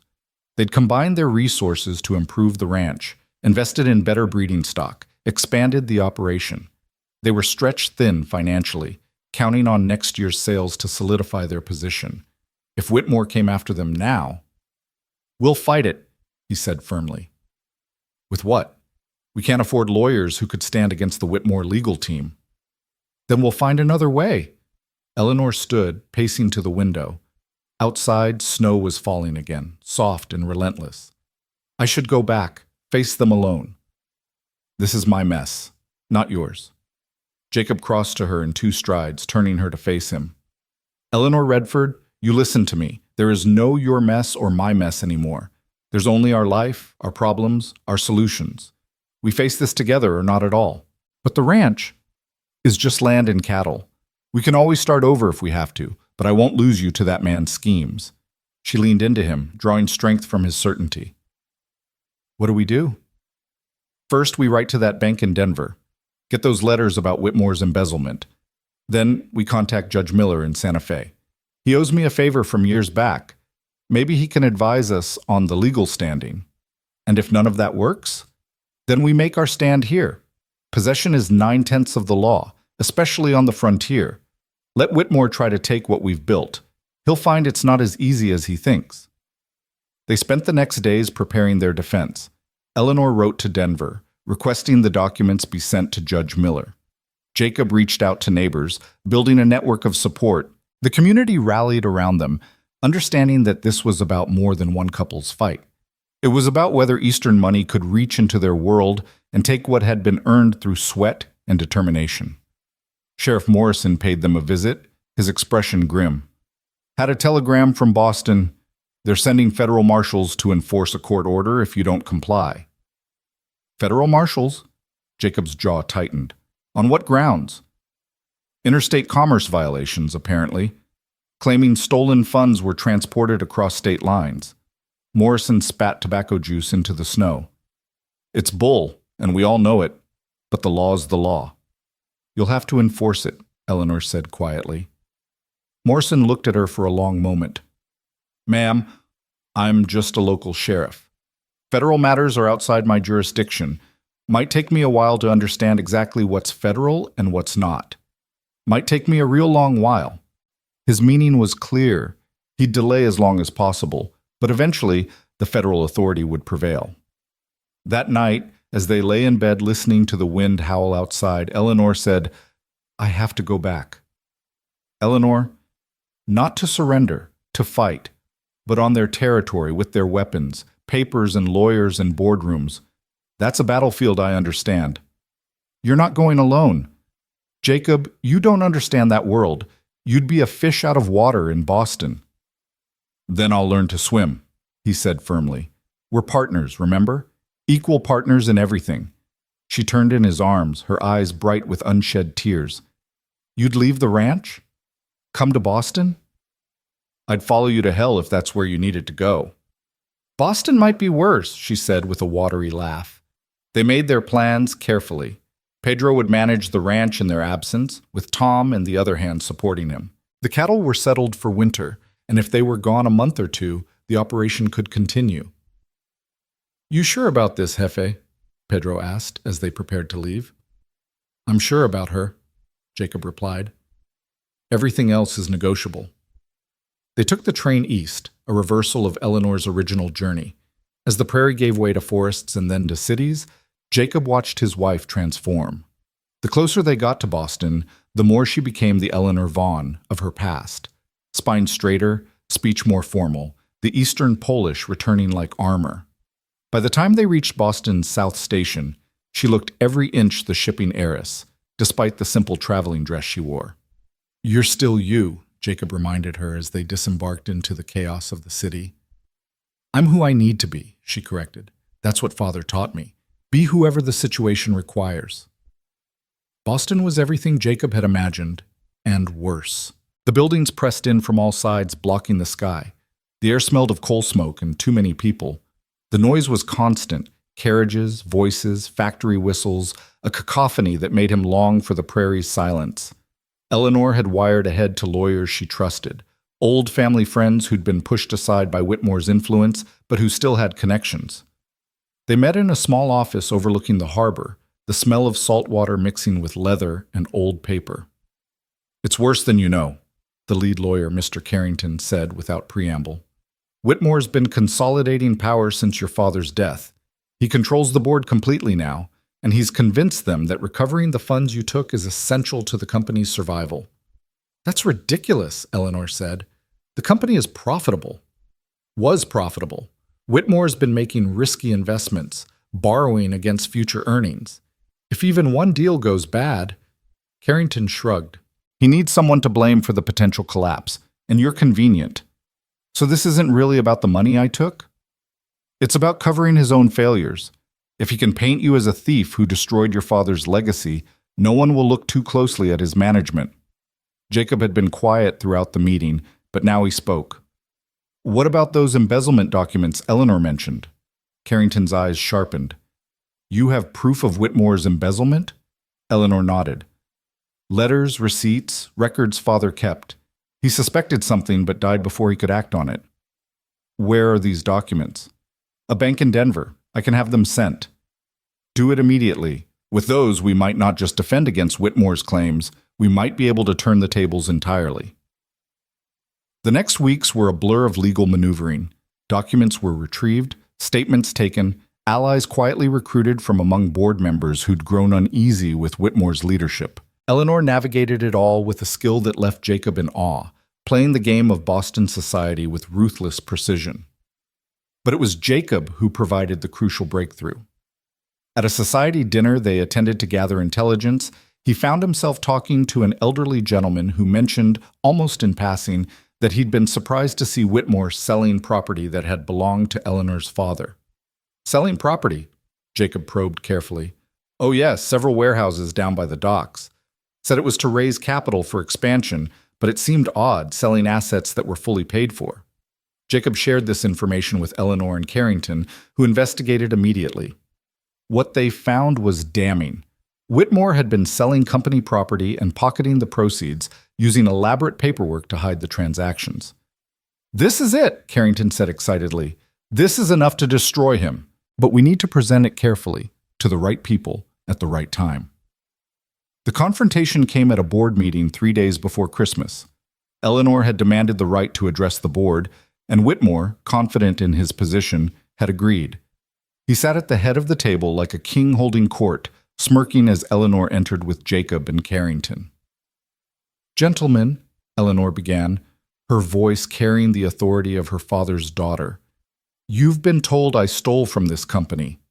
The truth is, I took only what was rightfully mine, and I can prove it.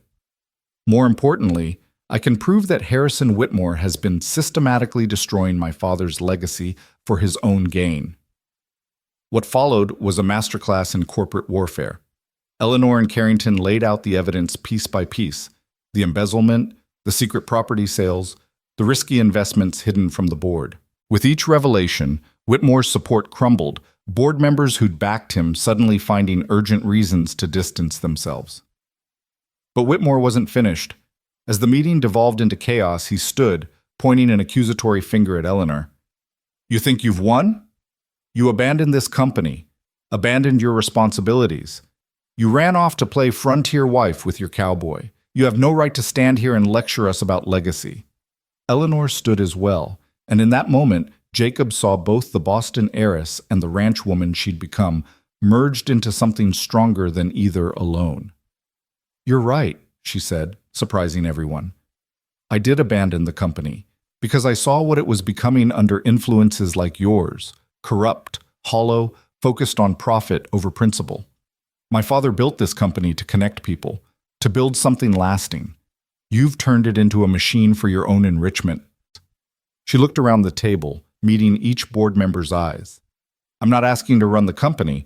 I'm asking you to save it from the man who's destroying it. The evidence is before you. The choice is yours." The vote, when it came, was unanimous. Whitmore was removed from his position, his assets frozen pending investigation. As he was escorted from the building, he passed Eleanor and Jacob in the hallway. "This isn't over," he snarled. "Yes, it is," Eleanor replied calmly. "Go home, Harrison. Find whatever peace you can. But know that if you ever come near me or my family again, I won't be as merciful as I was today." After he was gone, Eleanor sagged against Jacob, the strength that had carried her through the confrontation finally wavering. "It's done." "You were magnificent," he said, meaning it. "I was terrified." "That makes it even more magnificent." The board offered Eleanor her father's position, or at least a place on the board with significant influence. She turned them down without hesitation. "My life is in New Mexico now," she told them, "but I have a proposal. Use the funds recovered from Whitmore's embezzlement to establish a trust, one that provides loans to Western businesses, particularly those run by women. Call it the William Vaughn Pioneer Fund." The board agreed, perhaps out of guilt, perhaps out of genuine respect for Eleanor's vision. Either way, it was done.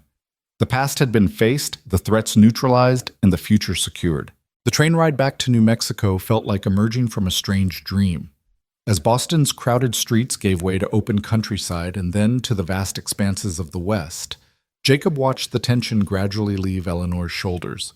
She'd maintained her composure throughout their time in the city, but now, as familiar landscapes appeared outside their window, she finally allowed herself to truly breathe. "You know what I didn't miss about Boston?" she said, leaning against him in their private compartment. "The way everyone watches everyone else, waiting for any sign of weakness. It's exhausting, being on guard every moment." "You handled it perfectly," Jacob said, pressing a kiss to her temple. "Though I have to admit I'm glad to be heading home." "Home," she repeated softly. "Strange how a place I've known for less than a year feels more like home than the city where I spent my entire life." They arrived at Willow Springs on a clear January morning, the sun reflecting off snow-covered mesas with brilliant intensity. Pedro was waiting at the platform with the wagon, his weathered face breaking into a broad smile when he saw them. "Welcome back, Patrona," he said, helping Eleanor down from the train. "The ranch has missed you." "How are things?" Jacob asked, though he could see from Pedro's relaxed demeanor that all was well. "Good. Very good. The cattle are fat and happy, no losses to speak of. Tom fixed that section of fence that was worrying you, and Senora Patterson has been by 3 times with food, convinced we were all starving without the Patrona here to civilize us." Eleanor laughed, the sound bright and free in a way it hadn't been in Boston. "I'll have to thank her, and Pedro, thank you for taking care of everything." "It is my honor, Senora. But I'm glad you are back. The ranch, it needs its heart." Hut. The ride to the ranch was quiet. Both Jacob and Eleanor absorbed in the landscape they'd feared they might lose.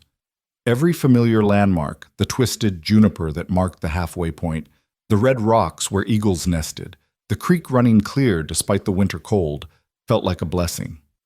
When they crested the final rise and the ranch spread out before them, Eleanor made a small sound that might have been a sob or a laugh.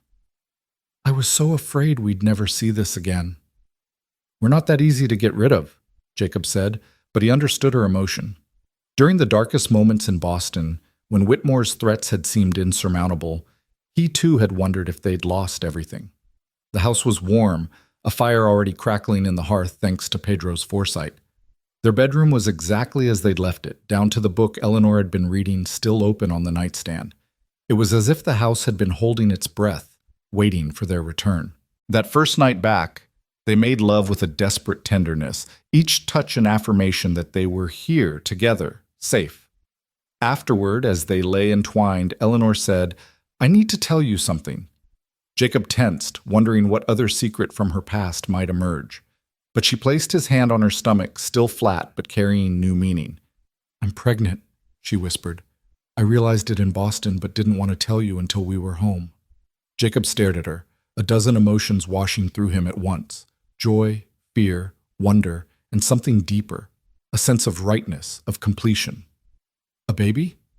A baby, she confirmed, tears sliding down her cheeks. Are you happy? Happy? He pulled her closer, burying his face in her hair. Eleanor, there aren't words. When? Late summer, I think. August, maybe early September. A child. Their child. Growing up on this land under these endless skies. Jacob had imagined it, dreamed it, but the reality was overwhelming. We'll need to expand the house, like you said. Eleanor laughed through her tears. That's your first thought? Construction? No, my first thought is that I love you more than I knew was possible. My second thought is that our child deserves a proper nursery. They began planning that night, sketching out additions to the house, discussing names, imagining the future with a fervor that would have seemed presumptuous just months ago. The threats from Boston were behind them. The ranch was thriving, and new life was coming. It seemed almost too perfect, and perhaps that should have been a warning. Spring arrived early that year, the snow melting by late February, revealing green grass that promised good grazing. The cattle had wintered well, and several cows were pregnant, promising to expand their herd. Eleanor, despite morning sickness that lasted well into afternoon, threw herself into ranch work with renewed energy. You need to rest, Jacob told her for the 100th time as he found her helping Tom repair a gate.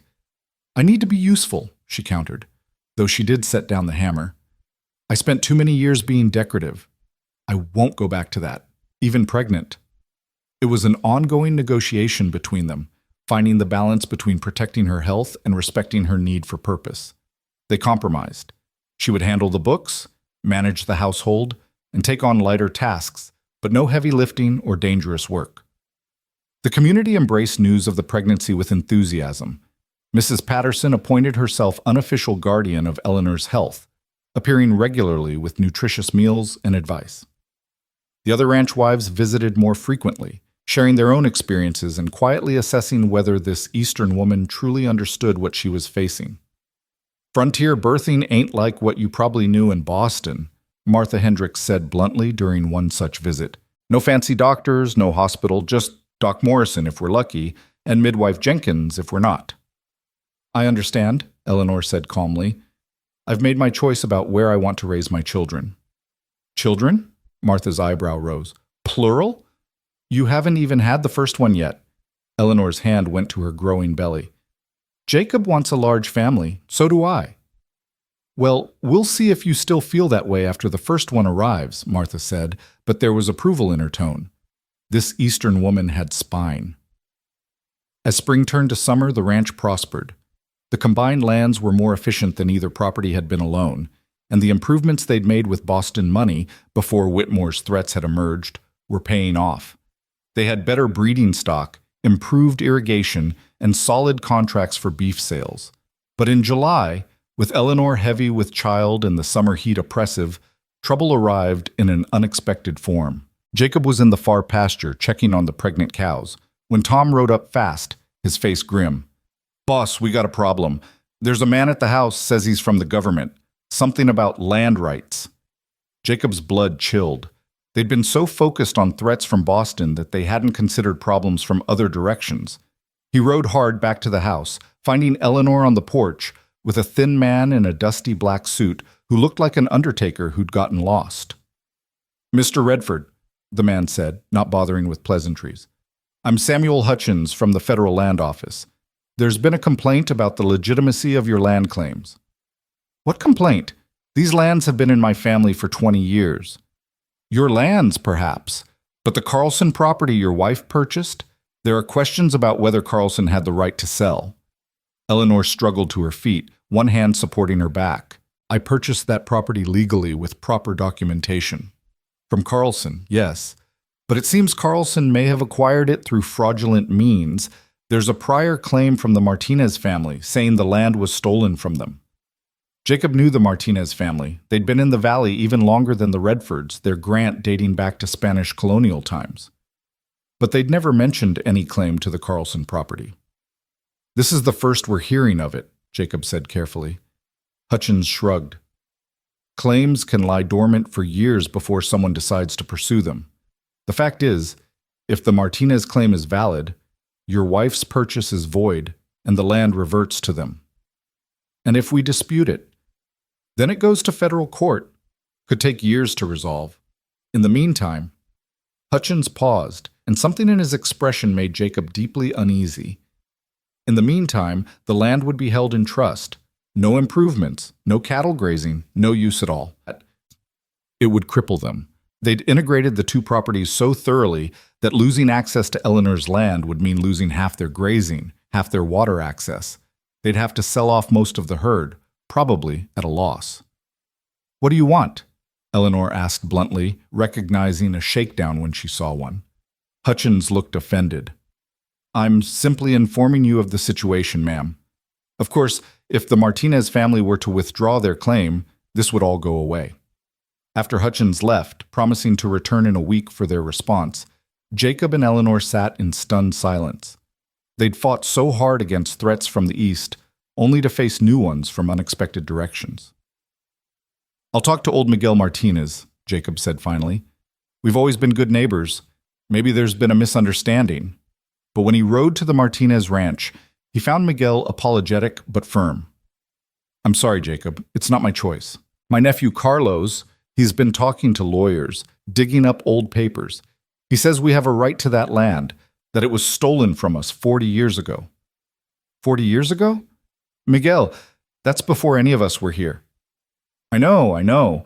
But Carlos, he's ambitious, sees dollar signs, and legally—" Miguel shrugged helplessly. "The old Spanish grants are complicated. Maybe he's right, maybe not. But he won't back down." Jacob returned home to find Eleanor in tears, not from sadness, but from frustration. "We finally get free of Whitmore, and now this? It's like the universe won't let us just live our lives." "We'll figure it out," Jacob said, though he wasn't sure how. "We always do." The solution came from an unexpected source. 3 days later, Eleanor was going through her father's papers. She'd brought some documents back from Boston, thinking they might contain useful business information, when she found something interesting. "Jacob, look at this." "What?" She held up a letter, yellowed with age. "It's from my father to someone named Martinez, dated 15 years ago." Jacob read the letter, his eyes widening. William Vaughn had apparently invested in a failed silver mine operation run by Diego Martinez, Carlos's father. The investment had gone bad, but instead of calling in the debt, Vaughn had forgiven it in exchange for any and all claims to properties in the Willow Springs Valley, Jacob read aloud. "This is it. This proves the Martinez family gave up any claim to the Carlson property. Will it hold up legally? Only one way to find out." They presented the letter to Hutchins when he returned, along with their own lawyer from Santa Fe who'd made the journey at their urgent request. The lawyer, a sharp young man named Davidson, examined everything and pronounced it valid. "This clearly shows the Martinez family relinquished claims to the disputed property," Davidson said. "Any current claim is null and void." Hutchins looked disappointed, which confirmed Jacob's suspicion that he'd been hoping for a bribe to make the problem go away. But faced with clear documentation, He had no choice but to withdraw the federal challenge. Carlos Martinez was furious, accusing them of forging documents, but his uncle Miguel confirmed the story. "Your father did take that money from Vaughn," he told Carlos. "I told him then it would come back to haunt us." The crisis passed, but it left Jacob and Eleanor shaken.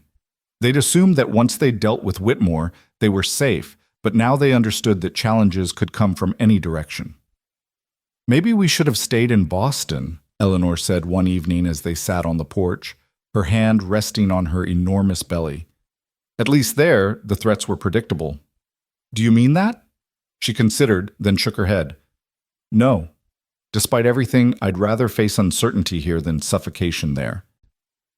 Her labor began on a sweltering August night, the air so still it seemed to press down on the house like a weight. Jacob had been prepared for this moment for weeks, had rehearsed what he would do, but when Eleanor's water broke and she cried out in pain, all his preparation evaporated. "Get Doc Morrison," she gasped, between contractions, "and Mrs. Jenkins, and Mrs. Patterson. Get everyone." Jacob sent Tom racing to town while he stayed with Eleanor, holding her hand as the contractions intensified. She was magnificent in her pain, fierce and determined, refusing to give in to fear even as the hours stretched on. Doc Morrison arrived just after dawn, looking tired but competent. "First babies take their time," he said, examining Eleanor. "Everything looks normal. Just got to be patient." Patient was the last thing Jacob felt. Every cry from Eleanor was a knife in his gut. Every contraction a reminder of his helplessness. He'd faced down gunmen and threats from powerful men. But this, watching the woman he loved suffer to bring their child into the world, this was true terror. Mrs. Patterson and Mrs. Jenkins arrived, immediately taking charge, sending Jacob out of the room despite his protests. "This is women's work now," Mrs. Patterson said firmly. "You'll just be in the way." So Jacob paced the porch, Pedro and Tom keeping him company, passing a bottle of whiskey between them, though Jacob couldn't stomach it. The sun climbed higher, the heat building, and still Eleanor labored. Then, just as the sun reached its zenith, a new sound cut through the air. The cry of a baby, strong and insistent. Jacob was through the door before anyone could stop him, finding Eleanor exhausted but radiant, holding a small wrinkled bundle. "A daughter," she whispered, tears streaming down her face. "We have a daughter." Jacob approached slowly, as if in a dream, and Eleanor placed the baby in his arms. She was tiny, impossibly small, with a shock of dark hair and eyes that seemed to hold ancient wisdom despite being only minutes old. "She's perfect," he breathed, and meant it with every fiber of his being. They named her Sarah, after Jacob's mother, with Elizabeth as a middle name for Eleanor's mother.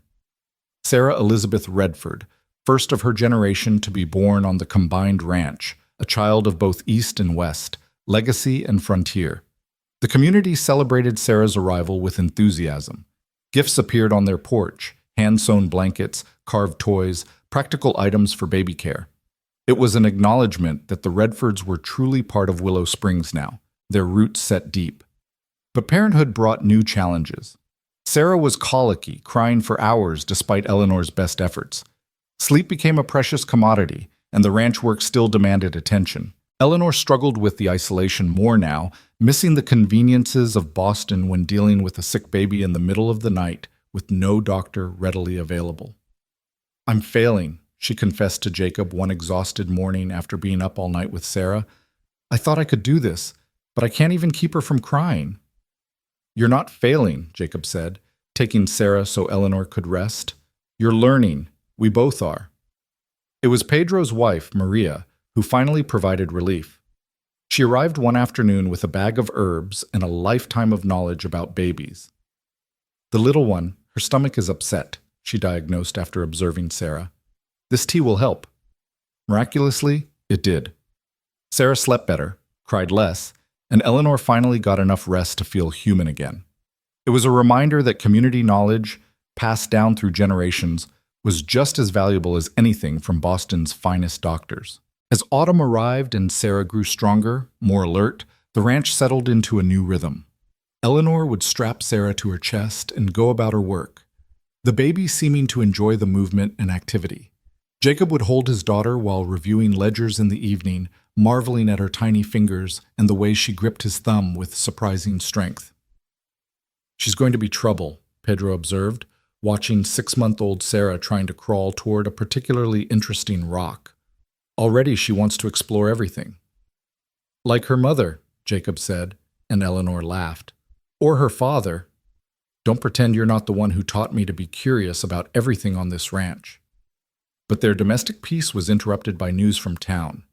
The railroad was definitely coming through Willow Springs, would arrive within the year. It would bring prosperity, connection to larger markets, easier travel. It would also bring more people, more competition, more change. "We need to prepare," Eleanor said, already thinking ahead. "Buy more land while it's still cheap. Expand our operations. Maybe even open a store in town, sell direct to the newcomers." "You're thinking like your father," Jacob observed. "Is that bad?" "No, it's smart, but we need to be careful not to expand too fast." They found a balance, purchasing strategic parcels of land that gave them better water access and control of key passages to town. Eleanor's business acumen, honed in Boston, proved invaluable as they negotiated deals and navigated the increasingly complex legal landscape. Winter came gently that year, the snow falling in soft, manageable amounts rather than the harsh blizzards they'd feared. Sarah experienced her first Christmas with wide-eyed wonder at the tree Jacob cut, and Eleanor decorated with ornaments she'd had sent from Boston, a blend of traditions that seemed to exemplify their life together. On Christmas Eve, as Sarah slept in her cradle and snow fell quietly outside, Eleanor and Jacob sat by the fire, reflecting on the year. "Did you imagine this?" Eleanor asked. "When you saw me on that platform, could you have imagined all this?" "No," Jacob admitted. "This is better than anything I could have imagined. Even the parts where people keep trying to take everything from us. Even those parts, because we faced them together." Eleanor moved to sit in his lap, something she hadn't done since before Sarah was born. "I have something to tell you." Jacob's heart skipped, recognizing her tone. "Again?" "Again," she confirmed, smiling. "This time, maybe you'll get that son to carry on the Redford name." "I don't care what we get," Jacob said, pulling her close. "As long as you're both healthy." "Liar, you want a son to teach all your ranching ways." "I'll teach Sarah too. She's already showing interest in the horses." "She's not even walking yet, but she watches them. I can tell she's going to be a natural rider." They talked late into the night, planning for their growing family, for the ranch's future, for the changes the railroad would bring. Neither of them mentioned the threats they'd faced, from Whitmore, from the land dispute, from the countless small crises that came with frontier life. Those were in the past, lessons learned, battles won. But as Jacob would reflect later, the past has a way of reaching into the present when you least expect it. The letter arrived in late January, just as Eleanor was beginning to show with their second child. It was addressed to her in a feminine hand she didn't recognize, postmarked from Denver. Inside was a single sheet of expensive paper with just a few lines. "Mrs. Redford, I believe you should know that Harrison Whitmore has not forgotten his humiliation. He has allied himself with certain interests in Denver who would very much like to control the railroad routes through New Mexico. Your ranch sits on crucial land. Be careful. A friend." There was no signature, no way to trace who had sent the warning. Eleanor showed it to Jacob, and they spent a sleepless night discussing what it might mean. "Maybe it's nothing," Eleanor said without conviction. "Someone trying to scare us." "Maybe," Jacob agreed, but he started wearing his gun again, even around the ranch. And he noticed things. Strangers in town asking questions, riders on the distant ridges who disappeared when approached. Small things that might mean nothing, or might mean everything. The answer came in March when a delegation arrived from Denver, 3 men in expensive suits accompanied by a familiar figure, Harrison Whitmore, looking prosperous and dangerous. "Mrs. Redford," Whitmore said with mock courtesy, "how lovely to see you again. And this must be your daughter. She has your eyes." The implied threat in his observation of Sarah made Jacob's hand move to his gun, but Eleanor touched his arm, warning him to stay calm. "What do you want, Harrison?" she asked directly. "Simply to make you an offer," one of the Denver men said. We represent the Mountain Pacific Railroad Company. We're interested in purchasing your ranch for our planned depot and stockyards." "It's not for sale," Jacob said flatly. "Everything's for sale at the right price," the man continued. "We're prepared to offer you 5 times what the land is worth." It was a staggering amount, enough to make them wealthy by any standard. They could buy land elsewhere, start over without any financial worries. "No," Eleanor said simply. "You should consider carefully," Whitmore said. "The railroad is coming whether you cooperate or not. You can either profit from it or be crushed by it." "Is that a threat?" Jacob asked. "It's a reality," Whitmore replied. "The world is changing. The frontier is ending. Men like you, Redford, cowboys and ranchers, you're becoming obsolete. The future belongs to those who understand progress." "And you think you understand progress?" Eleanor asked. "You understand greed, Harrison. You understand manipulation and corruption. But progress? Real progress? That's about building something that lasts, creating a community, leaving something better for the next generation." She stood, despite being 6 months pregnant, and faced him with the same fierce determination she'd shown in Boston. "We've built something here. Not just a ranch, but a home, a family, a place in this community. You can't buy that, and you can't take it." Whitmore's expression darkened. "You always were too idealistic for your own good. Very well, but don't say you weren't given a choice." After they left, Jacob and Eleanor stood together, watching the dust from their carriage settle. "It's starting again," Eleanor said quietly. "Then we'll fight again," Jacob replied. "As many times as it takes. I'm tired of fighting." "I know, but the alternative is giving up everything we've built." Eleanor placed her hand on her belly, where their second child grew. "They're not getting our home. They're not taking our children's inheritance." "No," Jacob agreed. "They're not." The battle lines were drawn once more, but this time they weren't facing it alone. Word spread through the valley about the railroad's attempt to force them out, and the community rallied. Other ranchers who'd received similar offers banded together, forming an association to negotiate collectively with the railroad. "They want to divide us," Bill Hendricks said at a meeting in the Redfords barn. "Pick us off one by one, but if we stand together, we've got a chance." It was ironic, Jacob thought, that Hendricks, who'd been so skeptical of Eleanor at first, was now one of their staunchest allies. But that was the way of the frontier. Adversity either broke people apart or forged them into something stronger. The spring of 1883 brought more than just wildflowers to the valley. It brought surveyors with their strange instruments, measuring and marking, reimagining the land in terms of profit and progress. Jacob watched them from horseback one morning, Sarah secure in front of him on the saddle, her small hands clutching the horn as she'd seen her father do. "Men?" she asked in her limited 2-year-old vocabulary, pointing at the surveyors. "Yes, sweetheart. Men who want to change things." "Bad men?" Jacob considered this. "Not bad exactly, just different. They see the land differently than we do." Eleanor was in the house, heavily pregnant and on bed rest after a scare the previous week when she'd started bleeding. Doc Morrison had ordered complete rest, a prescription that chafed against every instinct Eleanor possessed. Jacob found her propped up in bed with ledgers spread across the quilts, pen in hand. "You're supposed to be resting," he said, setting Sarah down to toddle toward her mother. "I am resting. I'm in bed, aren't I?" Eleanor lifted Sarah onto the bed beside her, wincing slightly at the movement. "Besides, someone needs to review these contracts Davidson sent. The railroad's latest offer has some interesting language hidden in paragraph 12. "What kind of language?" "The kind that would give them mineral rights to our land in perpetuity, regardless of whether we maintain ownership of the surface rights." Jacob took the contract, reading the section she indicated. The wording was deliberately obscure, buried in legal terminology that would be easy to miss. "They're trying to steal from us even while pretending to buy from us." Harrison's touch, I'd guess. He always did like to hide his true intentions in subclauses. A knock at the door interrupted them. Pedro entered, his face grim. "Patron, we have trouble. Someone cut the fence along the eastern boundary. About 30 head of cattle are missing." Jacob felt his jaw tighten. It had started. the pressure campaign they'd expected. Any tracks? See, heading toward the railroad camp, but they'll say the cattle wandered through a broken fence, no proof of theft.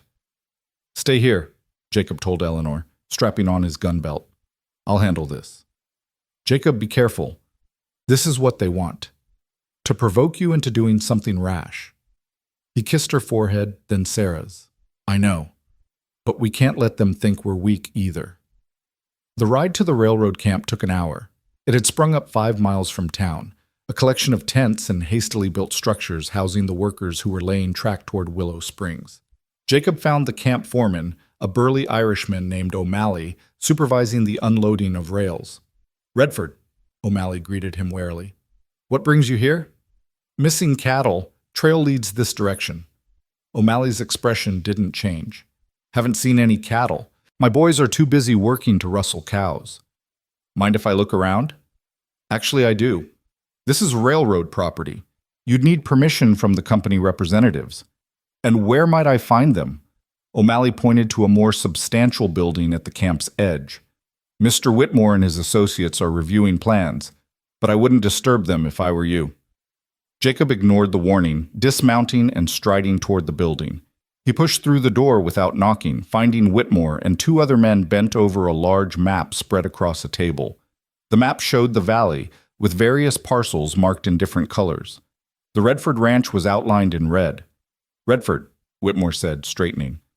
How uncivil of you to enter without permission. Like cutting my fences and stealing my cattle? I don't know what you're talking about, though I did hear something about cattle wandering through a damaged fence. Unfortunate, but these things happen. Animals aren't known for respecting property lines. The other men watched with interest, clearly enjoying the confrontation. One of them, older with silver hair and cold eyes, spoke up. Mr. Redford, is it? I'm James Thornton, Senior Representative of Mountain Pacific. Perhaps we can resolve this amicably. I want my cattle back. Of course. If they're found on railroad property, they'll be returned. For a reasonable recovery fee, naturally. Can't have livestock interfering with our operations without compensation. It was extortion, plain and simple, but cleverly done. Jacob could pay their fee and get his cattle back, or refuse and lose them entirely. Either way, they won. How much? Oh, shall we say $10 a head? Seems fair for the inconvenience. $300 for his own cattle. It was robbery, but Jacob saw the trap. If he refused, they'd claim the cattle were abandoned. If he caused trouble, they had the law on their side. Technically, the cattle were trespassing on their property. I'll need to see them first, make sure they're actually my cattle. Thornton nodded to Whitmore, who led Jacob behind the building to a makeshift corral. His 30 head were there, along with another dozen bearing the Hendricks brand. Hendricks, too? Several neighbors have had similar fence problems, Whitmore said with false sympathy. The frontier can be so unpredictable. Jacob paid the fee, knowing he had no choice, but as he drove his cattle home, his mind was working. They couldn't fight the railroad with force. They had too much power, too many resources. But Eleanor had been right. This wasn't about force. It was about intelligence, strategy, and using the enemy's weapons against them. That evening, as he told Eleanor about the encounter, her eyes lit up despite her exhaustion. Jacob, that's it. They showed you their map. So? So now we know which parcels they're targeting. We can buy them first, or at least tie them up in competing claims. With what money? We just spent most of our reserves on the eastern expansion.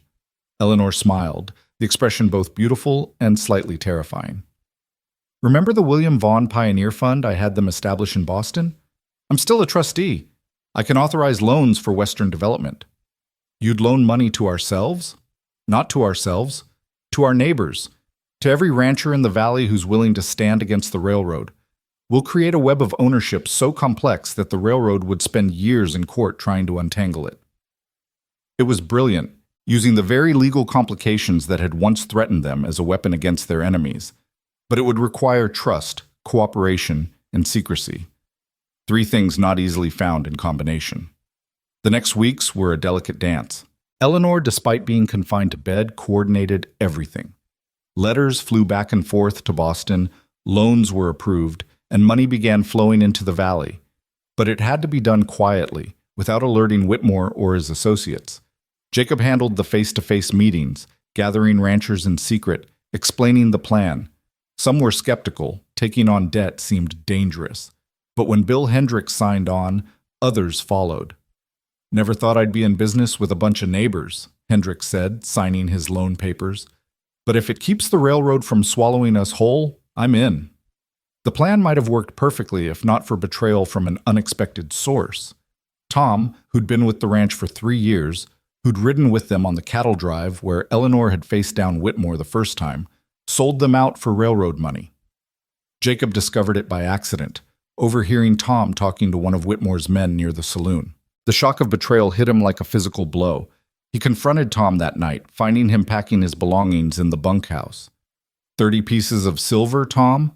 That's what our friendship was worth?" Tom couldn't meet his eyes. "It's not personal, Jake. They offered me enough to buy my own spread, start fresh somewhere else. I'm tired of working for other people's dreams. You could have come to us. We would have helped you. Would you? Or would you have given me another lecture about loyalty and patience?" Tom's voice turned bitter. "It's easy for you to talk about building something together.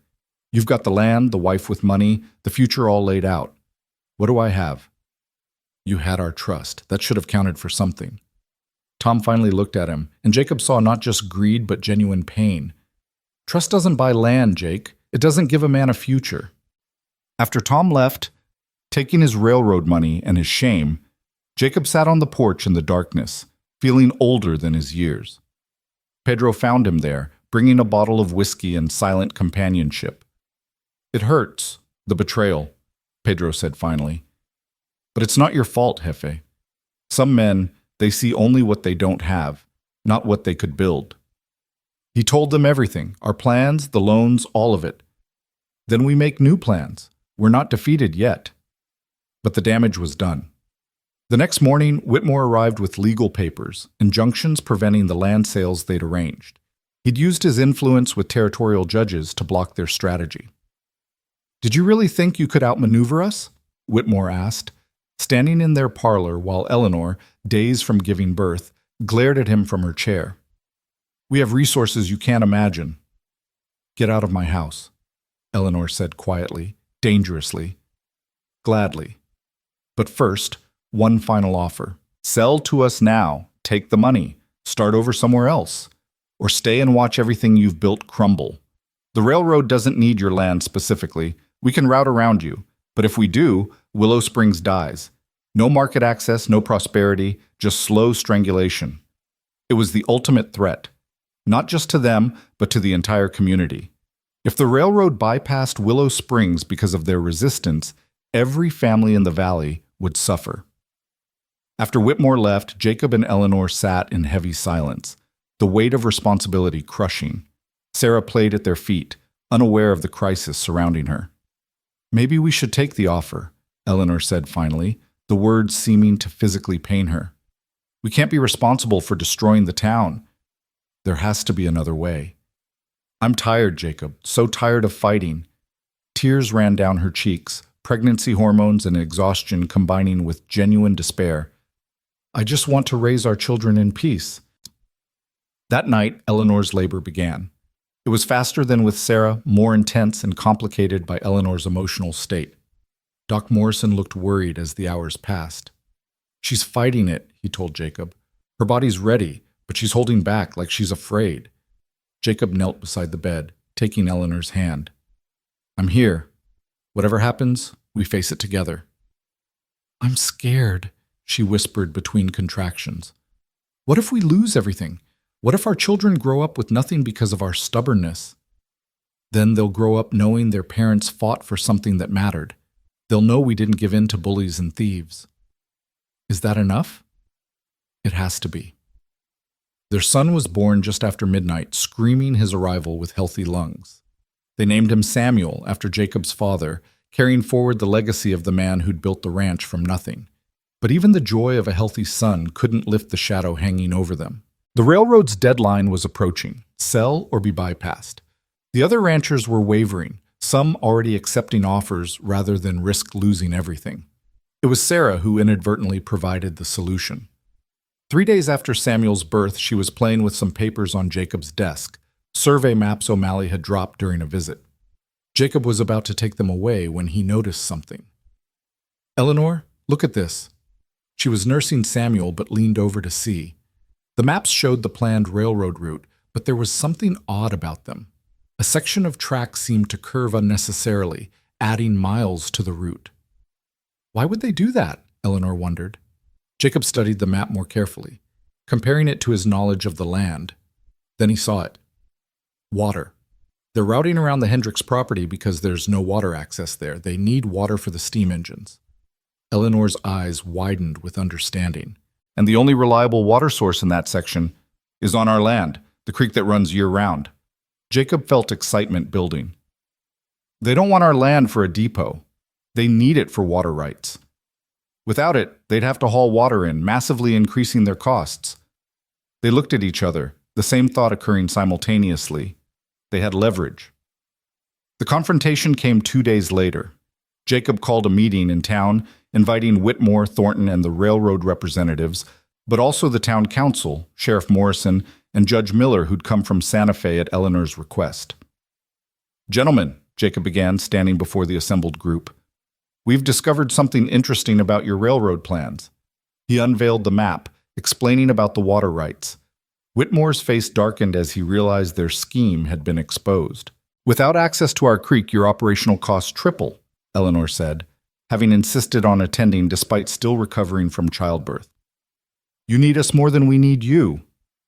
"We can take the water rights through eminent domain," Thornton threatened. "You could try," Judge Miller interjected, "but water rights in the territory are complex, based on Spanish colonial grants that predate American law. The Redford claim, inherited through the original Carlson grant, has precedence. You'd be in court for years." It was checkmate. The railroad needed the water, and the Redfords controlled it. "What do you want?" Thornton asked grudgingly. Eleanor stood, Samuel in her arms, Sarah clinging to her skirts. "Fair price for water access. Guaranteed stops in Willow Springs for both freight and passengers. Written agreements that the railroad won't interfere with local ranching operations. And Harrison Whitmore permanently banned from any involvement in territorial business." You can't be serious," Whitmore sputtered. "I'm deadly serious," Eleanor replied. "You came here to destroy our home, threatened our community, tried to steal what we'd built. The fact that I'm offering you any deal at all is more mercy than you deserve." The negotiations took days, but eventually terms were reached. The railroad got their water rights, but at a price that would sustain the Redford Ranch for generations. Willow Springs got its depot, ensuring the town's prosperity. And Whitmore, faced with criminal charges for the cattle theft and fence cutting, slunk back to wherever men like him go when their schemes fail. The signing took place in the Redford home, papers spread across the same table where Samuel Redford had once taught his son about ranching. As Thornton signed the last document, he looked at Eleanor with something approaching respect. "You're wasted out here, Mrs. Redford. With your business acumen, you could run an empire." "I am running an empire," Eleanor replied, gesturing out the window at the land stretching to the horizon. "It just doesn't look like what you'd recognize as one." After everyone left, Jacob and Eleanor stood on the porch, their children with them, watching the sun set over their land. The ranch was secure, the future assured, the battles finally won. "Do you think it's over?" Eleanor asked. "The fighting, the threats?" "For now," Jacob said. "Maybe for good. We've proven we can't be pushed around." "I never wanted to be a fighter." "No, but you're damn good at it when you need to be." Eleanor laughed, the sound carrying across the valley. "Language, Mr. Redford. We have children now." "Speaking of which," Jacob said, looking down at Sarah, who was trying to climb the porch railing, "I think this one's going to be more trouble than both of us combined." "Probably," Eleanor agreed, "but at least she'll have a place to make that trouble, a home that can't be taken away." They went inside as darkness fell, the house warm with lamplight and filled with the sounds of family. In the kitchen, Maria had left dinner warming on the stove. Pedro had stacked fresh firewood by the hearth. The ledgers on Jacob's desk showed profitable projections for the coming year. But more than any of that, what mattered was the four of them together, safe, home. The journey that had begun with a glance across a train platform had led them through trials neither could have imagined, but it had also given them more than they dared to dream. That night, as they lay in bed with the baby between them and Sarah finally asleep in her own room, Eleanor asked, "If you could go back knowing everything that would happen, would you still stop to look at that woman in green on the platform?" Jacob pulled her closer, careful not to disturb Samuel. "I'd run to that platform. I'd push people out of the way to get there faster. Even knowing about Whitmore, the threats, all of it, especially knowing because I'd also know about this, about you, about our children, about the life we've built. Eleanor, that moment on the platform wasn't chance. It was destiny." "You don't believe in destiny." "I didn't. Then I met you." Outside, a coyote howled, answered by another, their wild chorus echoing across the valley. But inside the Redford house, all was peaceful, secure, complete. The morning would bring new challenges. Ranching always did. Sarah would wake demanding breakfast and attention. Samuel would need feeding every few hours. The cattle would need tending, fences checking, endless chores that made up the rhythm of ranch life. But tonight, in this moment, everything was perfect. The cowboy who'd gone to town for medicine had found so much more. The Eastern lady who'd fled a gilded cage had discovered freedom. Together, they'd created something that neither could have managed alone. A family, a legacy, a love story written across the harsh, beautiful landscape of the American frontier. The railroad would come through as promised, bringing change and growth. Willow Springs would prosper, growing from a frontier town to a proper city over the coming decades.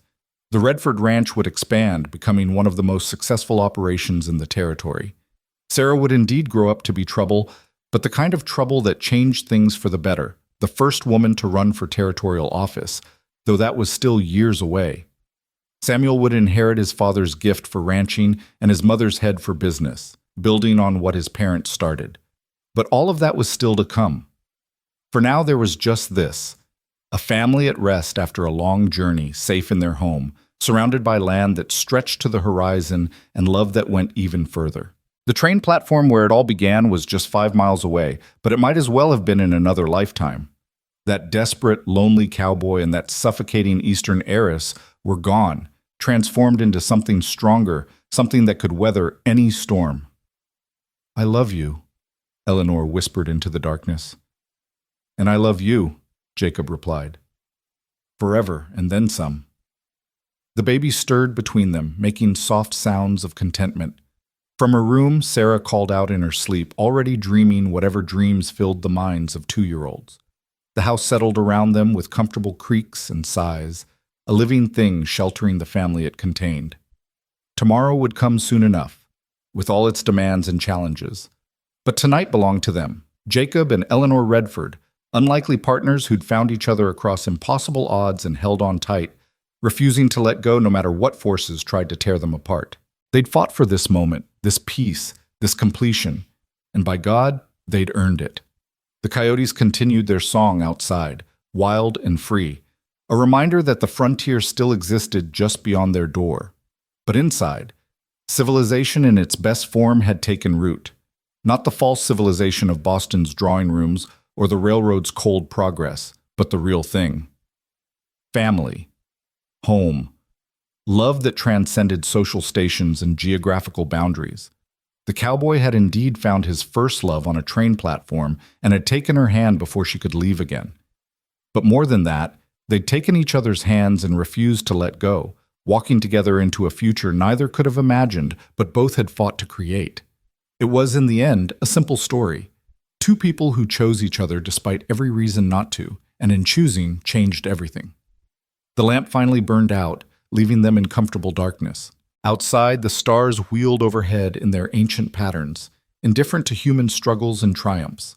But inside the Redford house, a different kind of light persisted, the warm glow of a love tested by fire and proven unbreakable, a beacon that would guide them through whatever came next.